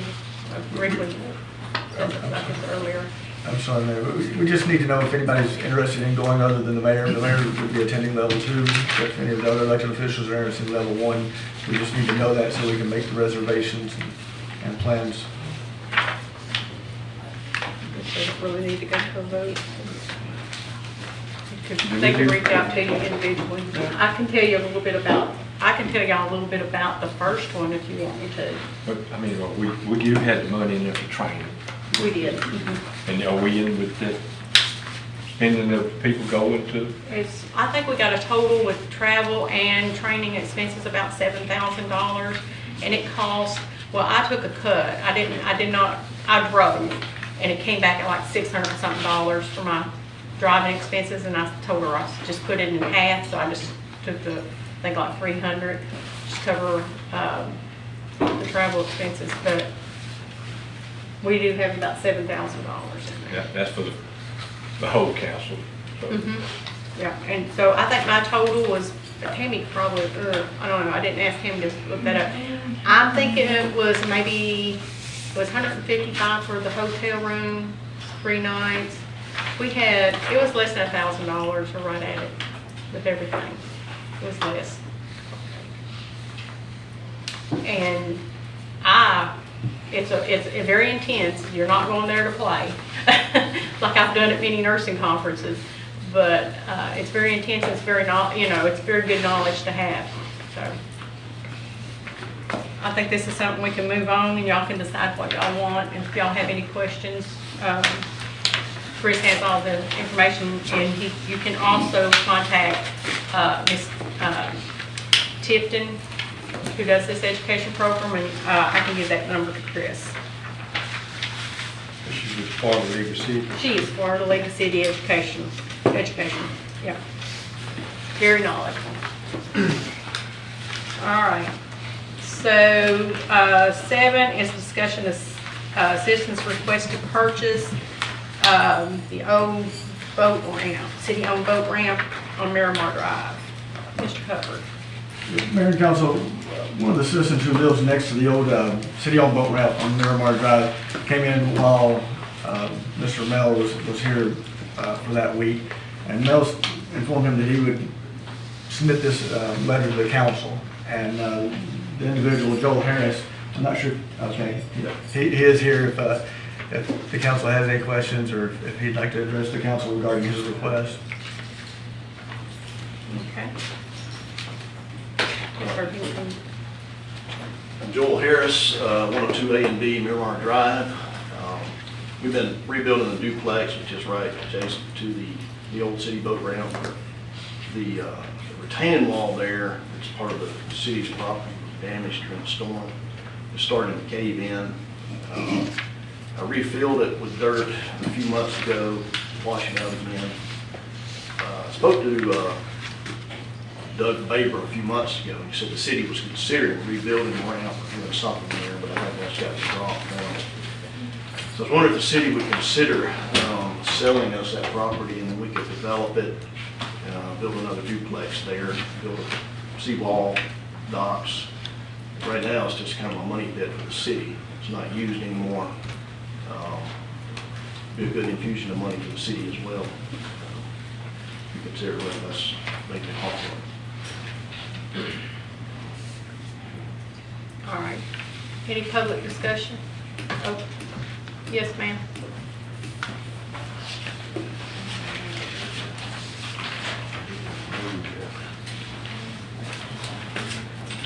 And Joel, they may have questions for you, sir. Lisa Logan, 402 Maryland. We've had this question come up multiple times before. Just remember, this is the only remaining boat ramp the city has. We do not own the one that's currently being used. And if you get rid of this one, there will be no access anywhere. So just keep that in mind. We've had this discussion multiple times. Yes, sir. Jim Bush again. City Administrator, I concur with your recommendation for the same reason that Lisa stated. If the council will remember, when you initially approved the St. Joe Company's building complex, the boat ramp issue came up at that time. And during the wrangling, St. Joe Company said that they were going to look at building an additional ramp because we have room for 2 more ramps where it's currently located. I'm wondering if this process is still in process, or if it's been dropped or what. Because we could definitely use another ramp.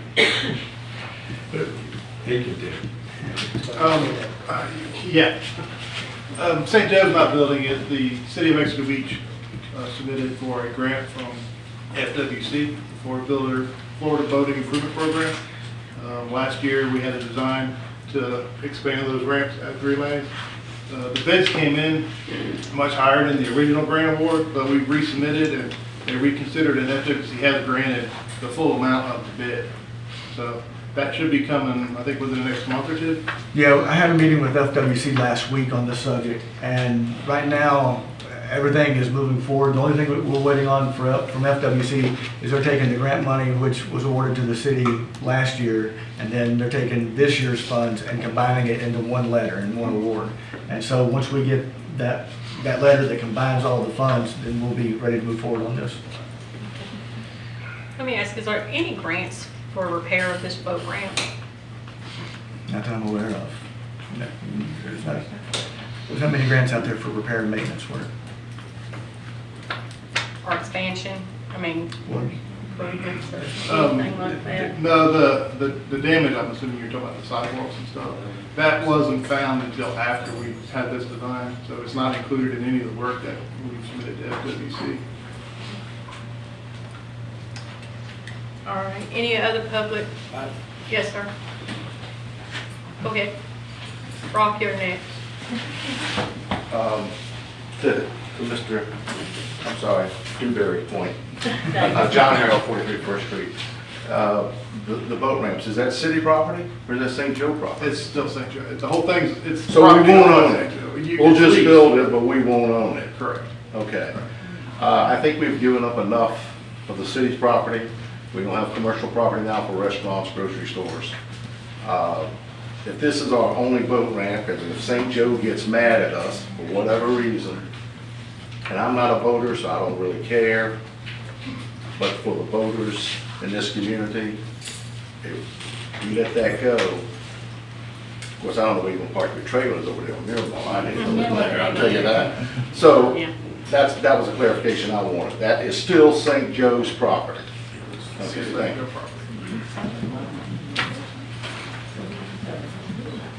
Rock Creek's Colorado Drive. Agree with Chris 100%. That's the last boat ramp. I'm a boater. And do I trust the paper company? No. I mean, when they start building on the other side, phase 4, 5, and whatever, another 700, 800 homes, when they put everything together, they might just one day say, oh, you know what? The ramp is for our development. And everybody who owns a boat is screwed. I realize there's no parking there, but at least have the ramp. To give it up, no. I would ask that you consider fixing the wall, because my lot's washing in, and it's a big problem, so. If you won't sell it or consider selling it, then something needs to be done to repair it. And like you said, you know where to park over there if you do use it. It can't be charged. Yeah. I got to go look, but is it caving in at the front or the back? I looked yesterday, but I didn't. It's caving in on the highest end on my side. And it was doing its some before the storm, but after the storm, it really got bad. It needs replacing.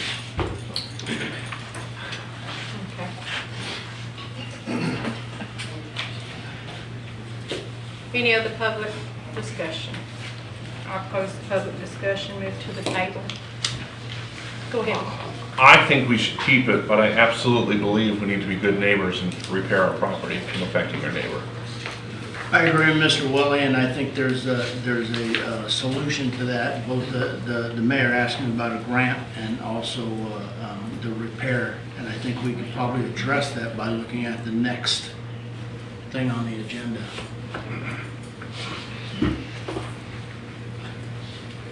Chris, do we have any means that in our budget that you can think of as far as maintenance that we could use for fixing this boat ramp? Not only just the wall, but I know that there's apparently a large hole to the left side when you back in that I think somebody hit or something and caused a big issue. And myself, I've asked when Mr. Baker was here if we could go on and repair that and open that boat ramp back up for the use of, any of the citizens, but however we might want to discuss on doing that. The funding would have to come from reserves at this time. There was no plans on putting this type of work in next year's budgets, but we could pull from reserves. Can we do a budget amendment, move money from the canal fund, our canal That's what I was- slip fees? Yeah. Because I mean, that's what should pay for that. Yeah. Could just instruct them to give up bids. Yeah, that's So you what know I'm saying. how much you're dealing We'll with. get some But is bids. that ours? That's got to be ours, right? Can we get by, simple with me, is can we get by with repairing and maybe put it in the budget for the next year? I know we got money in canal fund, but I really haven't looked at it, so I can't, but I'm asking you. Yeah, I don't know how you would repair it without tearing it down, because it's turned loose structurally and started to cave in, so you gotta excavate it, put a new wall in, put some dead men in, something on it. It's not just a bad job. We would have to engage with our engineering company to. Yeah. I'll look at it. So we, at the table, we're in agreement that this should be reviewed for repair and RFQ for repair or proposal for repair. And then we can come back to the table when we have that information. Okay. All right. Next is the Coastal Partner Initiative for ADA kayak launch. There's a grant, Mr. Hubbard. This is one of the grants that Tim Lindeman had written up. We discussed it at one of the earlier meetings. Tim's been here twice in the short time that I've been here to discuss these grants. And the city did budget money in the grant, for this. The main thing that we need to determine is, where do we want to put the kayak launch site if we are going to, put in a kayak launch site. So I guess that's the two big things. Are we going to do this, and if so, where? Now, right now, as the grant is written up, there was 2 locations which were identified and which the grant mentioned. One is the Miramar boat ramp that we just discussed. The other was Parker Park. The canal, we didn't have a canal? Because it's ADA assessment. Well, I just spoke to Tim this morning. He wanted me to make sure that I knew that was one of the locations that was identified. But the grant as it is written, was written to include Miramar boat ramp and canal at Parker Park. But it can be rewritten if the council decides they would rather put it at a different location. Okay. So, like I said, it's council decision at this point, if we're going to do this, and then the location. Okay. I'll open this up to the public discussion.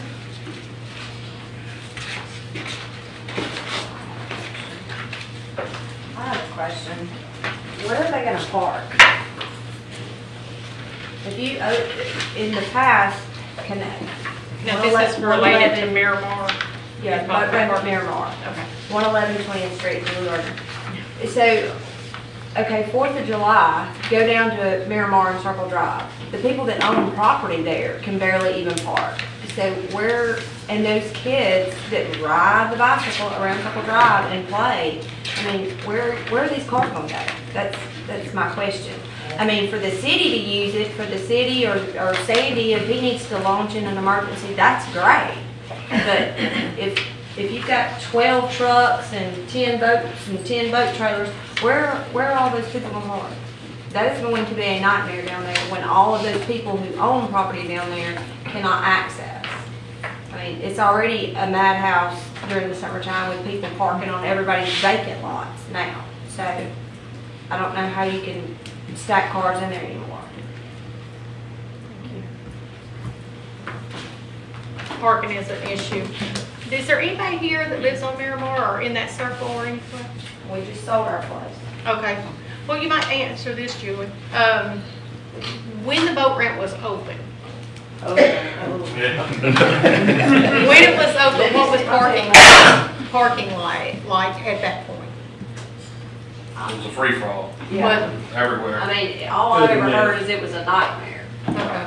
But I mean, I just know now, I mean, there's a few people, and I don't even think they even use it really since the hurricane because of all the debris.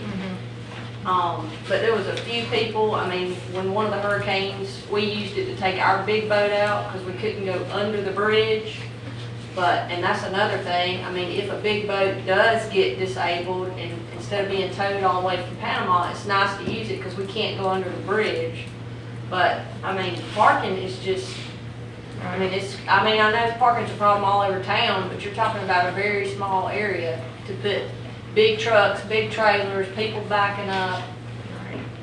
So I've been approached by multiple residents in that area about at least opening that up to them being able to use it.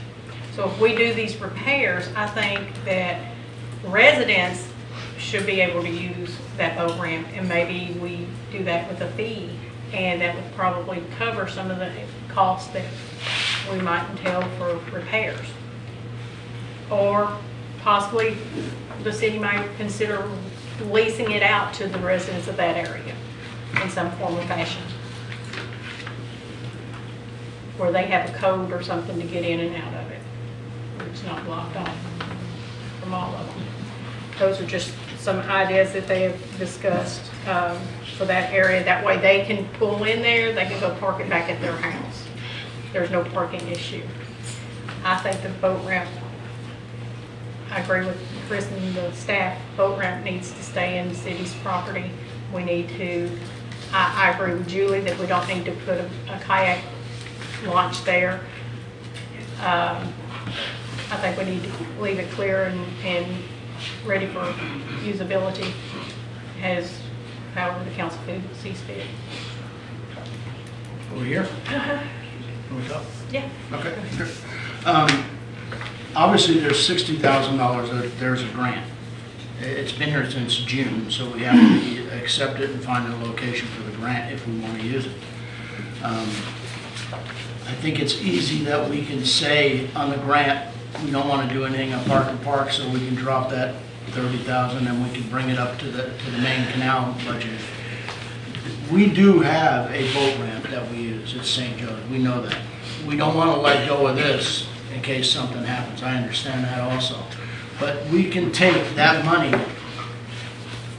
that 30,000, and go with the main canal and do a kayak ramp there. That's in the water. You can do the repairs with some of that money. And you can fit 3 cars. We have one ADA parking space in the design, and then you'll have 2 other parking. So there's 3 vehicles can go in. But these are kayaks. They're not big boats with trailers or anything else.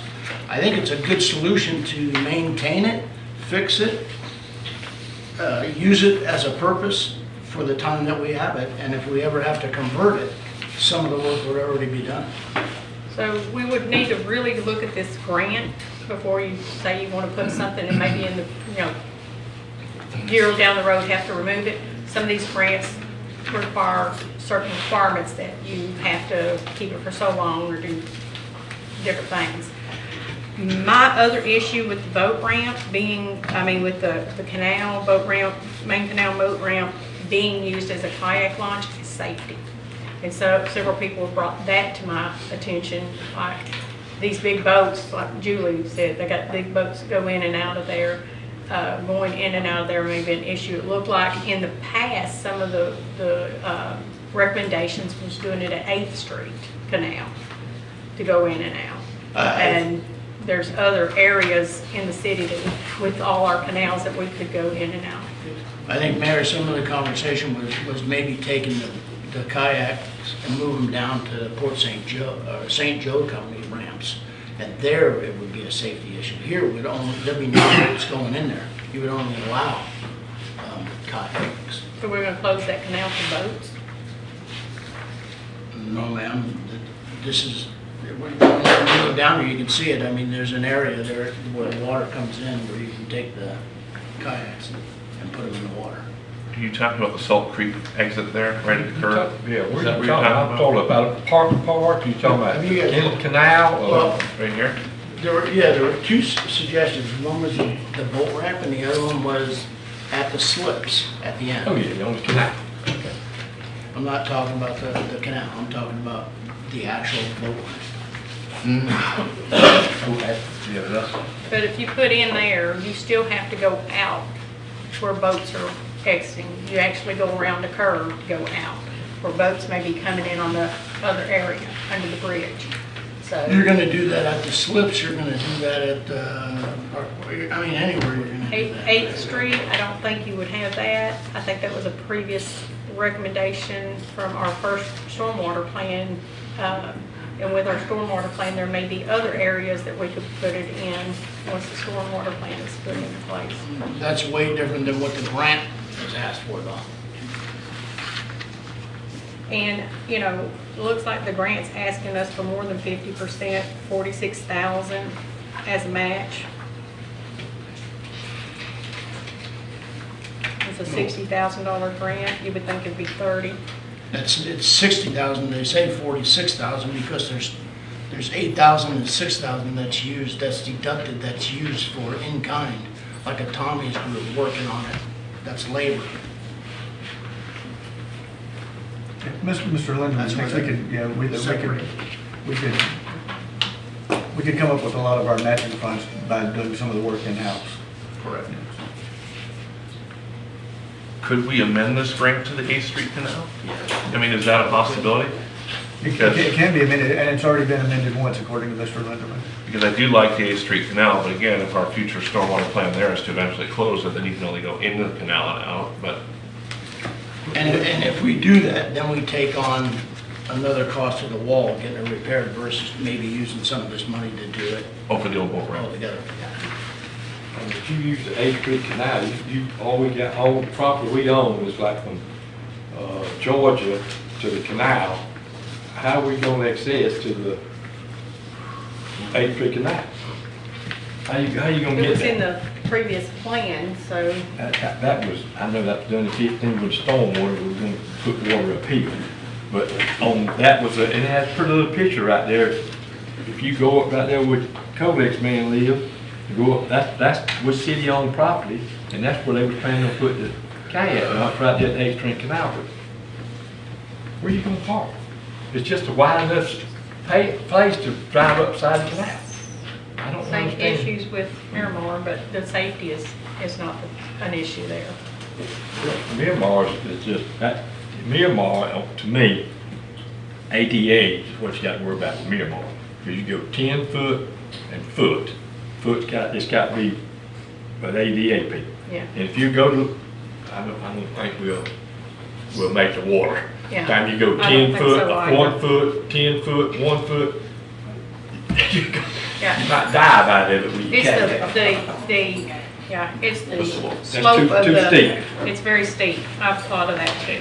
And for me, and I understand about the safety, but if we put it at the, if you put it at the canal and put it, I think Sandy's got a place, it's already got an ADA ramp. We can make them places handicap. You can, I see that, to me, that's and if you want to stay out of the ocean, you can just make a right there and go by the canal and go to Park Park.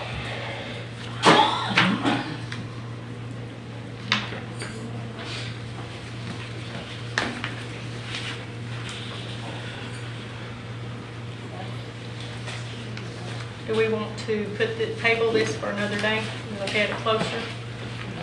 Get some feedback from Linderman and about the extra cost that's listed? We are on an extension on this grant, aren't we already?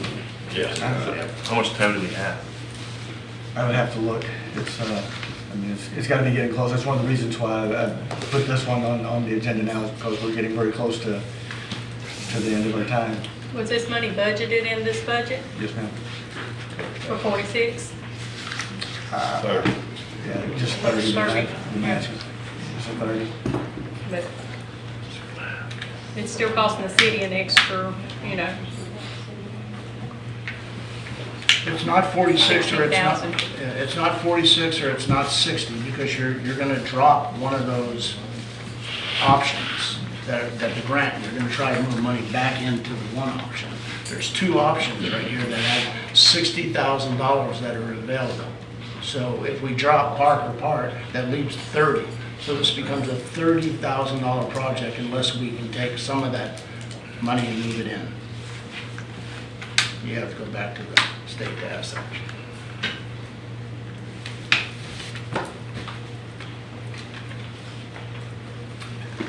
My take on it is that we need to put it at the canal. I think Sandy, my mate here, he'll tell you what I think he's coming up with, Mr. Limberman has looked at. And it's already ADA accessible, and we got parking places and You're talking about, when you talk about the canal, what do you exactly? Salt Creek. That's where we have a ramp to go for wheelchairs. ADA is what we have to worry about. But then you have parking by the lift station too. Yeah, you got So, plenty yeah. of parking, you put handicap parking there, that's what we're sort of, Can I? I was working with Tim and Doug and looking at all these different options of where to put them, and you're right there at the corner of Canal Parkway and Salt Creek. It's probably the best fit if you look at plug and play. This float itself is, I think, roughly 16,000, that's what the vendor told me, and then there's an aluminum gangway you have to purchase as well. And if you look at the grant conditions, I doubt they're gonna let you buy the equipment and not put it somewhere where you don't have all the ADA parking and accessibility down to it.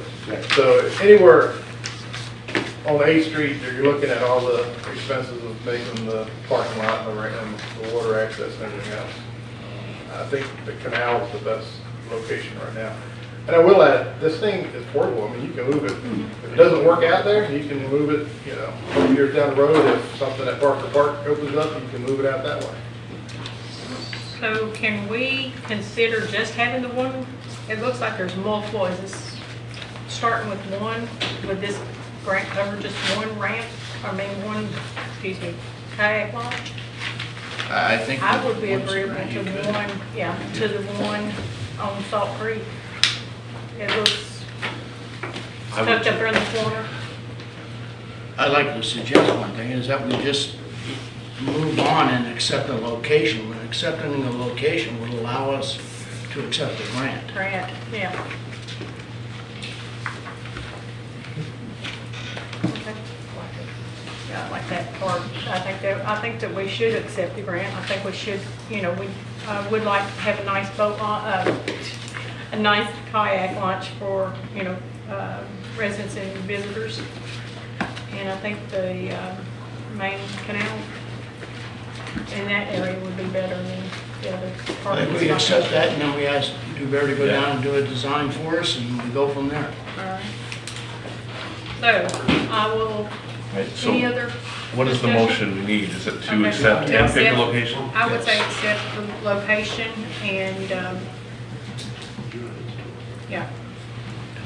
8th Street Canal, right? You know that street. Well, then, no. Salt Creek. Yeah. Thank you. Okay, so, everybody in agreement, any other discussion? Hey, you got something you'd like to say? I know you got somewhere that's gonna happen to all this, and you're all Yeah, about no, it. the only thing is, so in that corner, we've got the Salt Creek that comes out under the new bridge. Slip 36 has never been usable by the city because we didn't put poles in, primarily I think because they were still rebuilding the bridge and so on and so forth, and it was in the flow path of the water coming down Salt Creek. We've had another gentleman approach us about putting in a boat lift, and I thought it would be a good idea if we put it there. It's a big boat to start with, and that's where we put our big boats in that corner. But also because it would facilitate us using the slip that we can't use, thereby not taking away slips that we can use, because when he's on a lift, he's not in the way of any of the flowing water. So it will narrow down the amount of space we have, but as long as the engineers are aware of that and we haven't hit the go button on the lift in that spot, so we're not tied by other. If we can make both work, great. City gets an extra slip. We get the ADH canoe launch, always good. We just need to be a little bit careful we get our ducks in a row, but I just said today that I was talking about that. So we'll get it all sorted out and we'll be back to you, and if it doesn't work for the lift, we'll put the lift somewhere else. Yeah, they can always come back to us, but we need to probably accept the actual grant, and being we do have our money proposed for it and the location. So, open for a motion. I'll make a motion to approve the Coastal Partnership Initiative ADA kayak launch grant with the location of the curve of the canal by Salt Creek. I'll second. Okay, thank you. Call roll. Okay, Mr. Wolf? Yes. Mr. Welly? Yes. Mr. Smith? Yes. Mayor Miller? Yes. Thank you. Okay, moving on to our next agenda item, discussion of RFQ, city administrator. I know you are already aware of this situation, but with the turnover at City Hall, the current staff was under the impression that all the requirements had been met for the RFQs. So these were advertised without, I guess, those requirements being met. And so as I stated in the packet, we really just need to know what the city council wants to do at this point moving forward. Do we want to remove those RFQs to advertise at a later date? Or what I would recommend, leave the RFQs advertised and then we can discuss, them at a public matter simultaneously, because these contracts are coming to an end here very rapidly, and there's some very important services that are included under these contracts. So, it was I was under the impression from Doug that these were ready to go and they needed to go out in no later than September, October. So I don't know what requirements were not met. I don't know what the requirements are for your RFQs. Discussing it at a public council meeting. Okay. I thought they go out, then they go in, we get them, and then we publicly discuss them. No? Well, I don't want to talk bad about my predecessor, so, don't take this that way. But in the past, when I was here, all RFQs were discussed at the city council, public was allowed to comment on them, take input, and then, we would go ahead and advertise the RFQs, make any changes. It was recommended by city council. whenever it came to doing these RFQs, whenever I came aboard, the staff stated it hadn't been done. It had fallen down, you know, one of the many things that had got pushed until a permanent city administrator was brought on board. So there was a need and a urgency at City Hall to get these advertised. And so I asked if these need to go in front of City Council. And I was told that, no, that the way it had been done underneath Doug is it went out first, and then city staff brought the bids and the proposals back to the City Council. That's what I was told as well. So- I understand. The question you need to ask is whether you even want to have RFQ, because you can have a continuing contract with a building, with your contracted building department, or an engineer, as long as the individual projects that's in that continuing contract don't reach a certain threshold. So I think the question would be, do you think Dewberry's doing a good job? Or do you want to explore your options? I would- Same thing with the building department. I would And FEMA, I'm sure, has a different, where every 5 years you have. I won't speak Okay. for David, but I know our contract is out of extensions. Yes. And their contract, I think, is as well. Yes. Right, we had three annual renewals and it expires late November, early December. Okay. But that doesn't mean When you can't. when you have one in, you have to RFQ it out. That's what I was told as well by Mr. Bailey.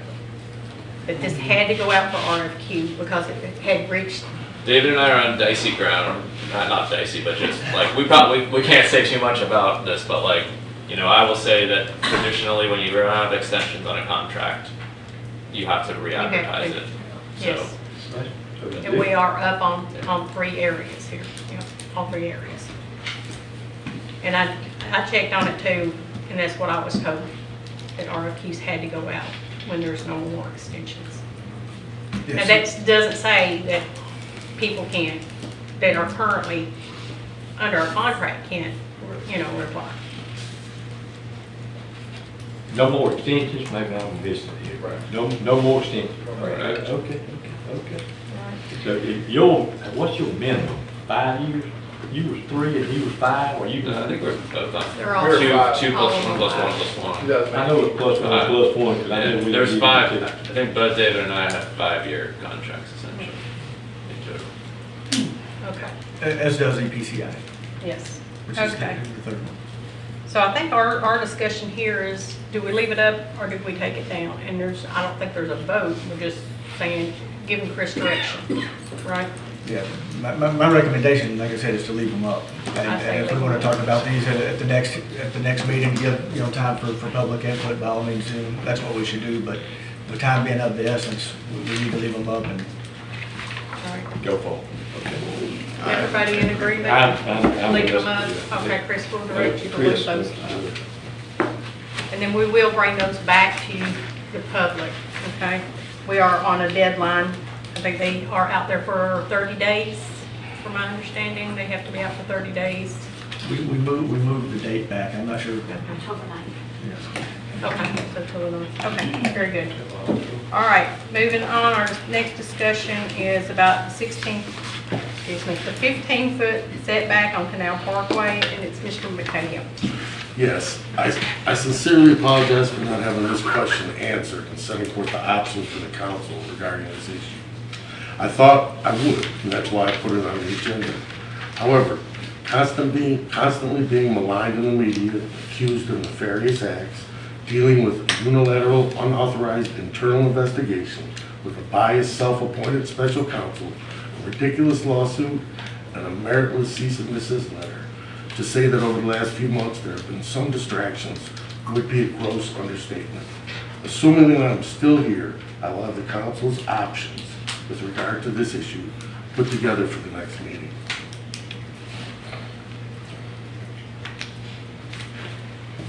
All right. Next on the agenda is Auditor General request, Mr. Willis. All right, I wrote it down so I could get it all out at once. I spent the last few months, people in Tallahassee are probably sick of me because I've made countless phone calls to probably every government agency I can think of. So, as you know, on the July 11th meeting, I had on the agenda to request an Attorney General opinion regarding our city. I pulled that agenda item in the meeting as I learned after publication of the agenda through research that the Attorney General would most likely not entertain the request for a review. During the budget process, discussions regarding a forensic audit ensued, and getting quotes to conduct a forensic audit of the FEMA funds received was considered, but to my knowledge, we never received one. We never took the forensic audit to a vote and have now published and taken our first round of votes on the budget, and it does not contain a forensic audit. As claims of possible fraud and misappropriation have continued to swirl in our community, I have continued attempting to find a remedy to put this issue to rest and our residents at ease. I have found that in Florida we have an Auditor General. Per their website, the Auditor General is a constitutional officer appointed by the Legislative Auditing Committee and confirmed by both houses of the legislature. As the state's independent external auditor, the Auditor General provides unbiased, timely, and relevant information that the legislator, Florida citizens, public entity management, and other stakeholders can use to promote government accountability and stewardship and improve government operations. With that information, I would move that we request Rep. Mike Caruso and Senator Jason Pizzo, co-chairs of the Joint Legislative Auditing Committee, direct the Auditor General to do an operational and financial audit of the City of Mexico Beach with specific regard to FEMA funds received and dispersed, while also analyzing potential internal operational control issues. And I brought everyone a copy of this. I started working on this probably 6-8 weeks ago. I actually have visited Senator Trumbull and Representative Griffith requesting a letter. The letter actually coming from a legislator going to JLAC would prevent us from having to pay for an audit. If we can get that letter, that is awesome. Both senator and representative I spoke with refuse. Not refuse, just recommended not doing it for whatever reason. The second option was a petition by the citizens. It has to be, I want to say it's 25%, but I don't see it right in front of me. 20%. 20%, okay, there it is. And then the third way is through this board voting to do this. Now, with the second option, the petition and the board, it does cost us, but it's minimal compared to what a forensic audit would cost. I think they state between $50,000 and $80,000. So I would like, if we can get one of the representatives, I've even thought about talking to Senator Rick Scott. I mean, that would be probably my next going up, but I don't know who he had listed there. But if we can get a letter, that's the way we need to go, because it does not cost the citizens anything. We don't have to have it in our budget. So if we want to pursue a letter, I think that would be a great idea. How's our 22 audit going? I emailed Ben Clark yesterday, and he said that the only thing was in there right now, I think, was payroll, and there was some, there's nothing in there yet other than, I think, some payroll. I can send you that. I can send Chris that email from him so y'all can have access to that. The staff is still compiling information. Requested by the city's auditors, yes. Yeah, I might have mentioned it in one of the previous meetings. There's 46 items that's on the task list, and we've been compiling that information. There was an issue with some of the first information, not the payroll that the mayor was discussing, but some of the initial information that we sent over. They took a quick look at it and decided that it wasn't balanced, and so they sent it back to us for correction.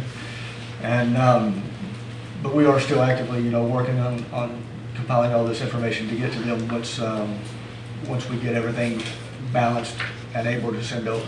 Do we have a date for the tentative 22 to close? I mean, is there a date for that? Or nothing? Not as of right now. And that's one thing that I've mentioned with Mr. Welly whenever he's coming to the audit, into the office, is if the city moves forward with this state audit, this is a very labor-intensive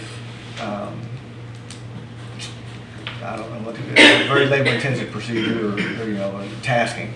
Right now, our staff, without a full-time bookkeeper or city accountant, is struggling to stay on top of, what they can do.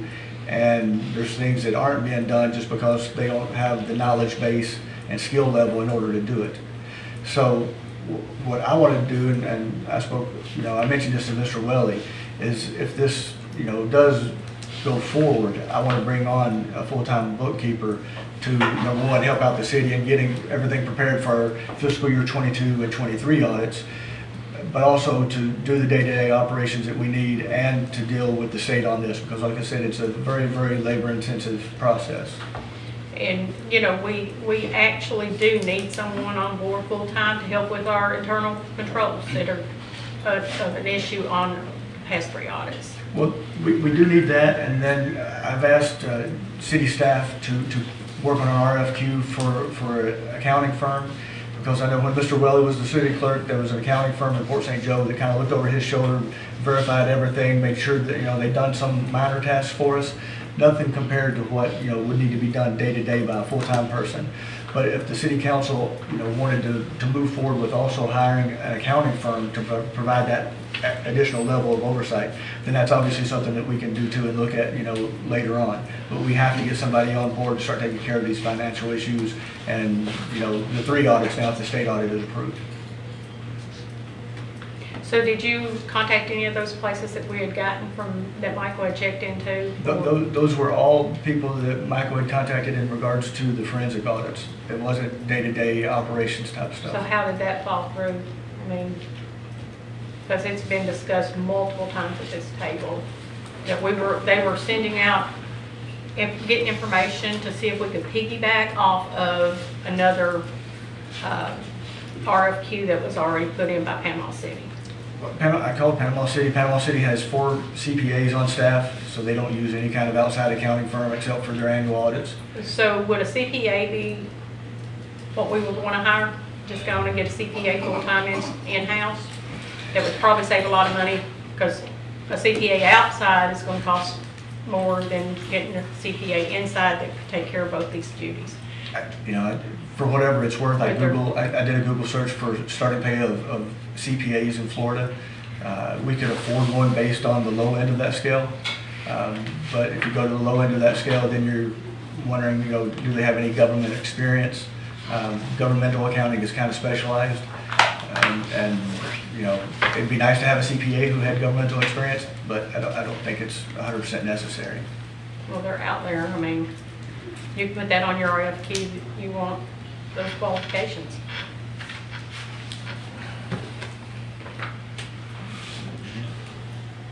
I'm a little confused with the direction that we're giving the city administrator. Last time we met, we were gonna get a firm. Have we not done anything on that? That's what I had asked Chris about in the past. I thought we were moving to that. I've called around to all the local cities, because when I came aboard, I was told that the city of Panama City used an outside accounting firm. And That wasn't true. And that was not true. So I called all the other cities in the local area to see if anybody used an outside accounting firm for day-to-day operations, and none of them did. So like I said, we're currently working on an RFQ, but that takes time, and I know city staff just told me this morning that it took them a little time to find a RFQ verbiage that would work for our purposes. There's probably not a whole lot of local governments that go out for accounting services for day-to-day type operations. But I know when we put out for an accountant, we got a application from a firm. And I've actually had a firm contact me, and I said way early, way before this ever even started, and sat down with me and told me what they could provide us. yeah, I even contacted an internet, accounting firm where they, have CPAs by the hour, and for people who want to outsource their accounting work. But I was told that they don't do governmental accounting. Well, I know there's some governmental accounting out there. I've met a few people. One out of Atlanta, I think she been on the beach, but yeah.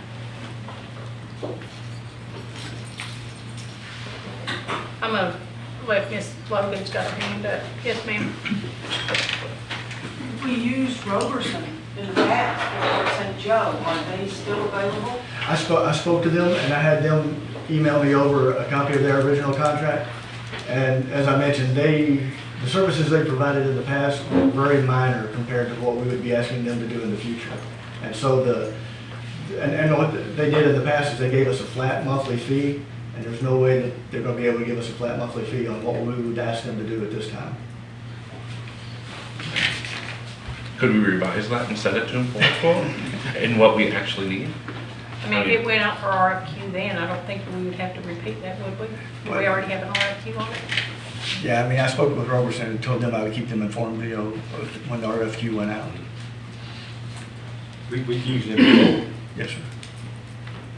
I can't remember who, I think Mario, was me. Used that one before.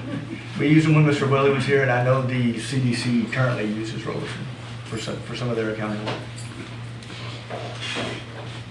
I think maybe we ought to look at our council people, maybe doing some Google search or something and sending to the city administrator some options. Because when I first started looking at it, there's several out there that we could qualify We know in Tallahassee.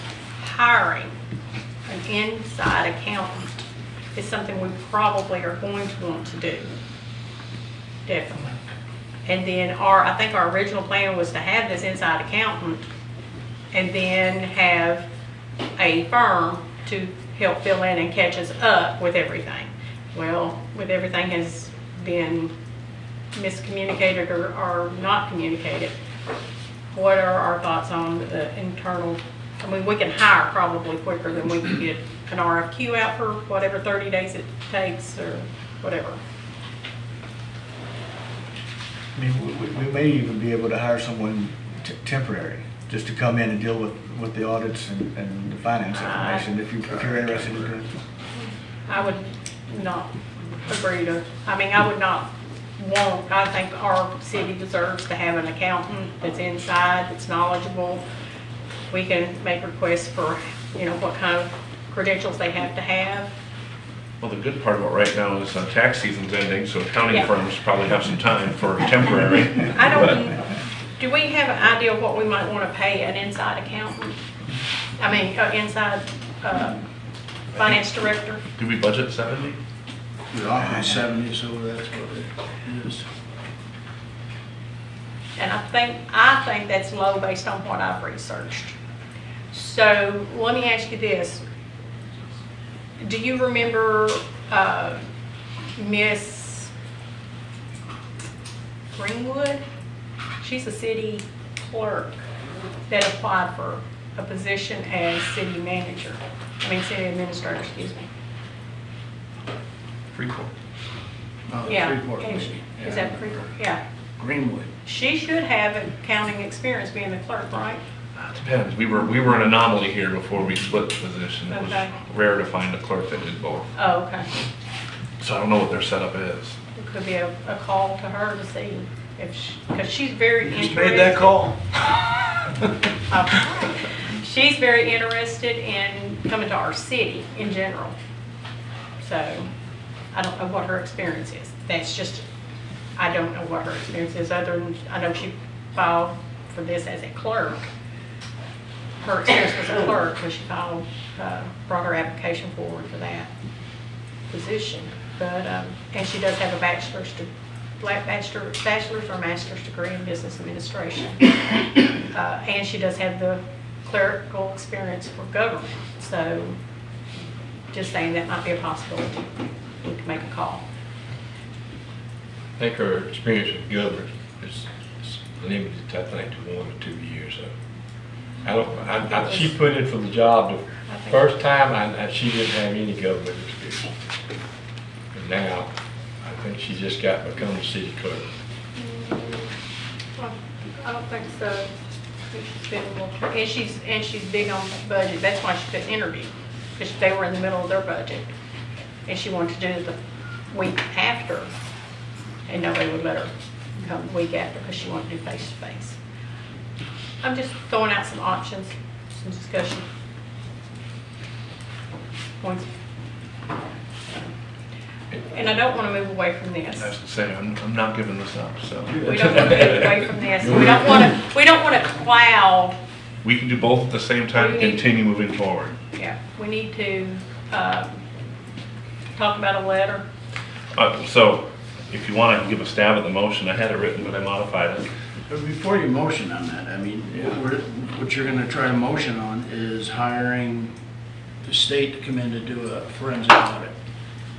To do an operational and financial audit, yes.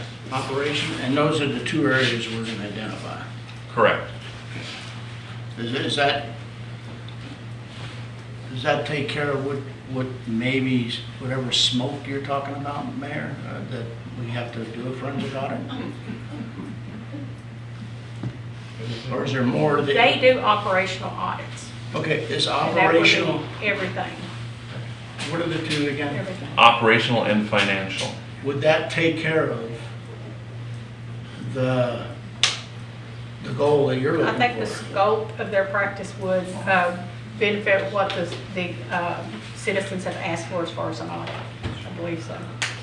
In that From case, my I personally would support that. I don't like the cost to the citizens, but I would agree to, if that puts us all to bed, as far as That is my speculations and smoke that's been thrown around.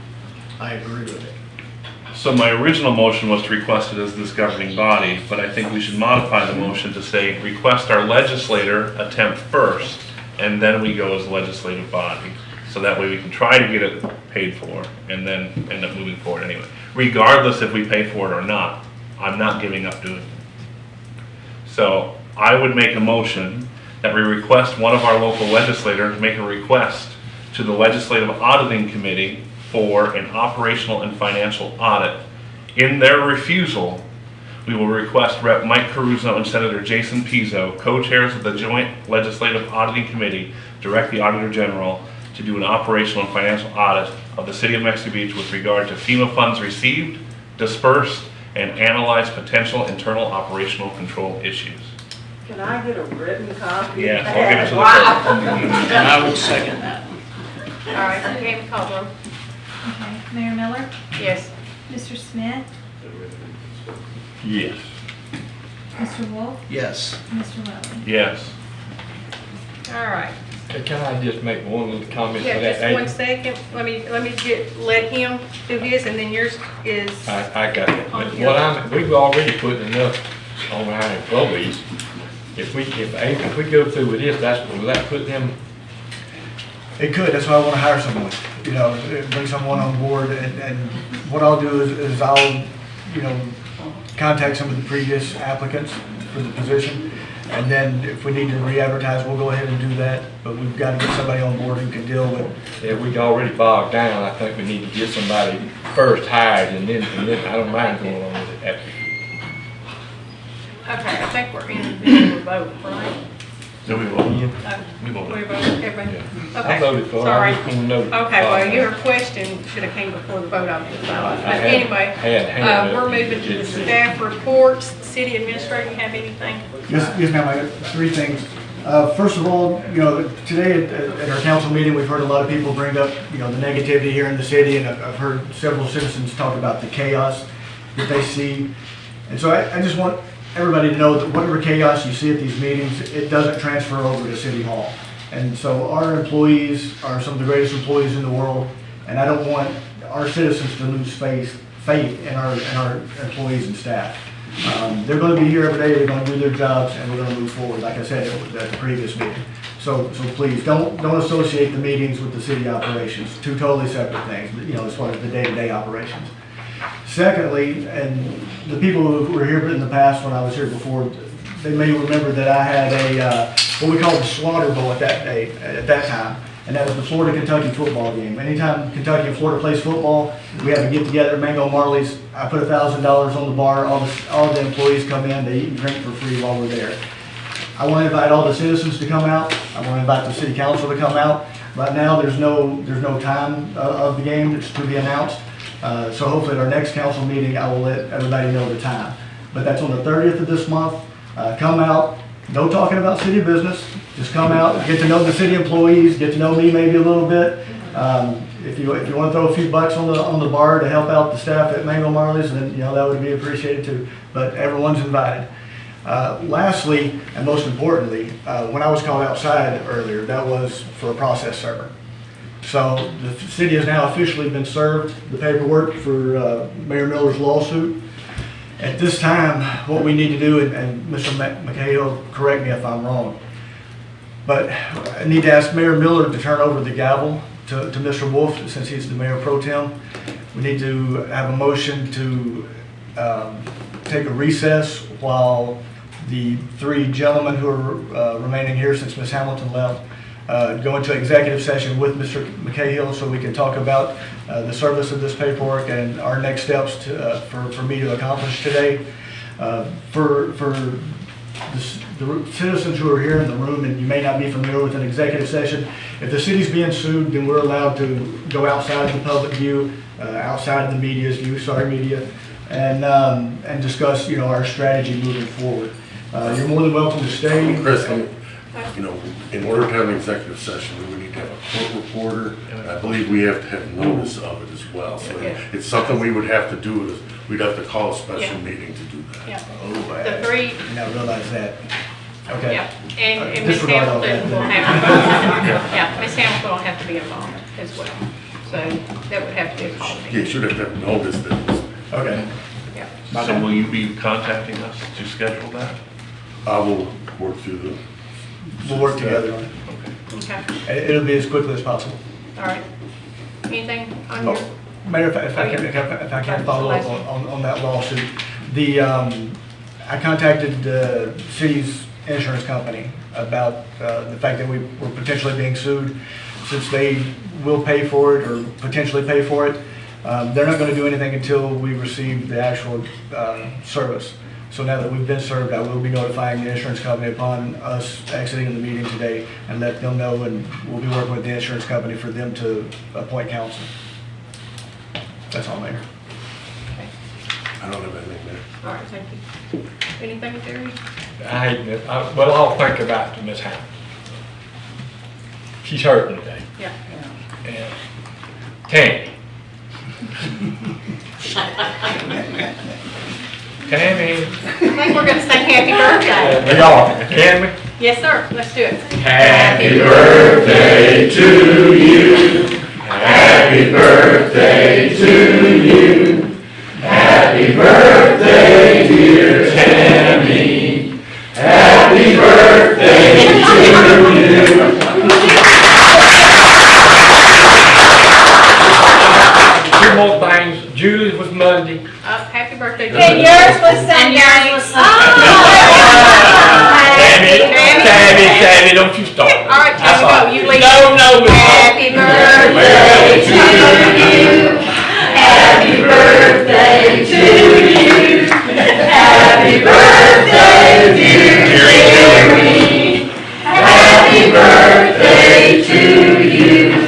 Sandy's is tomorrow. Happy birthday, Sandy. All right, guys, anything, Mr. Willie? No. Mr. Wolf. All right, I will, upcoming meetings, September 21st, 6 p.m., final budget meeting, hearing, public budget hearing.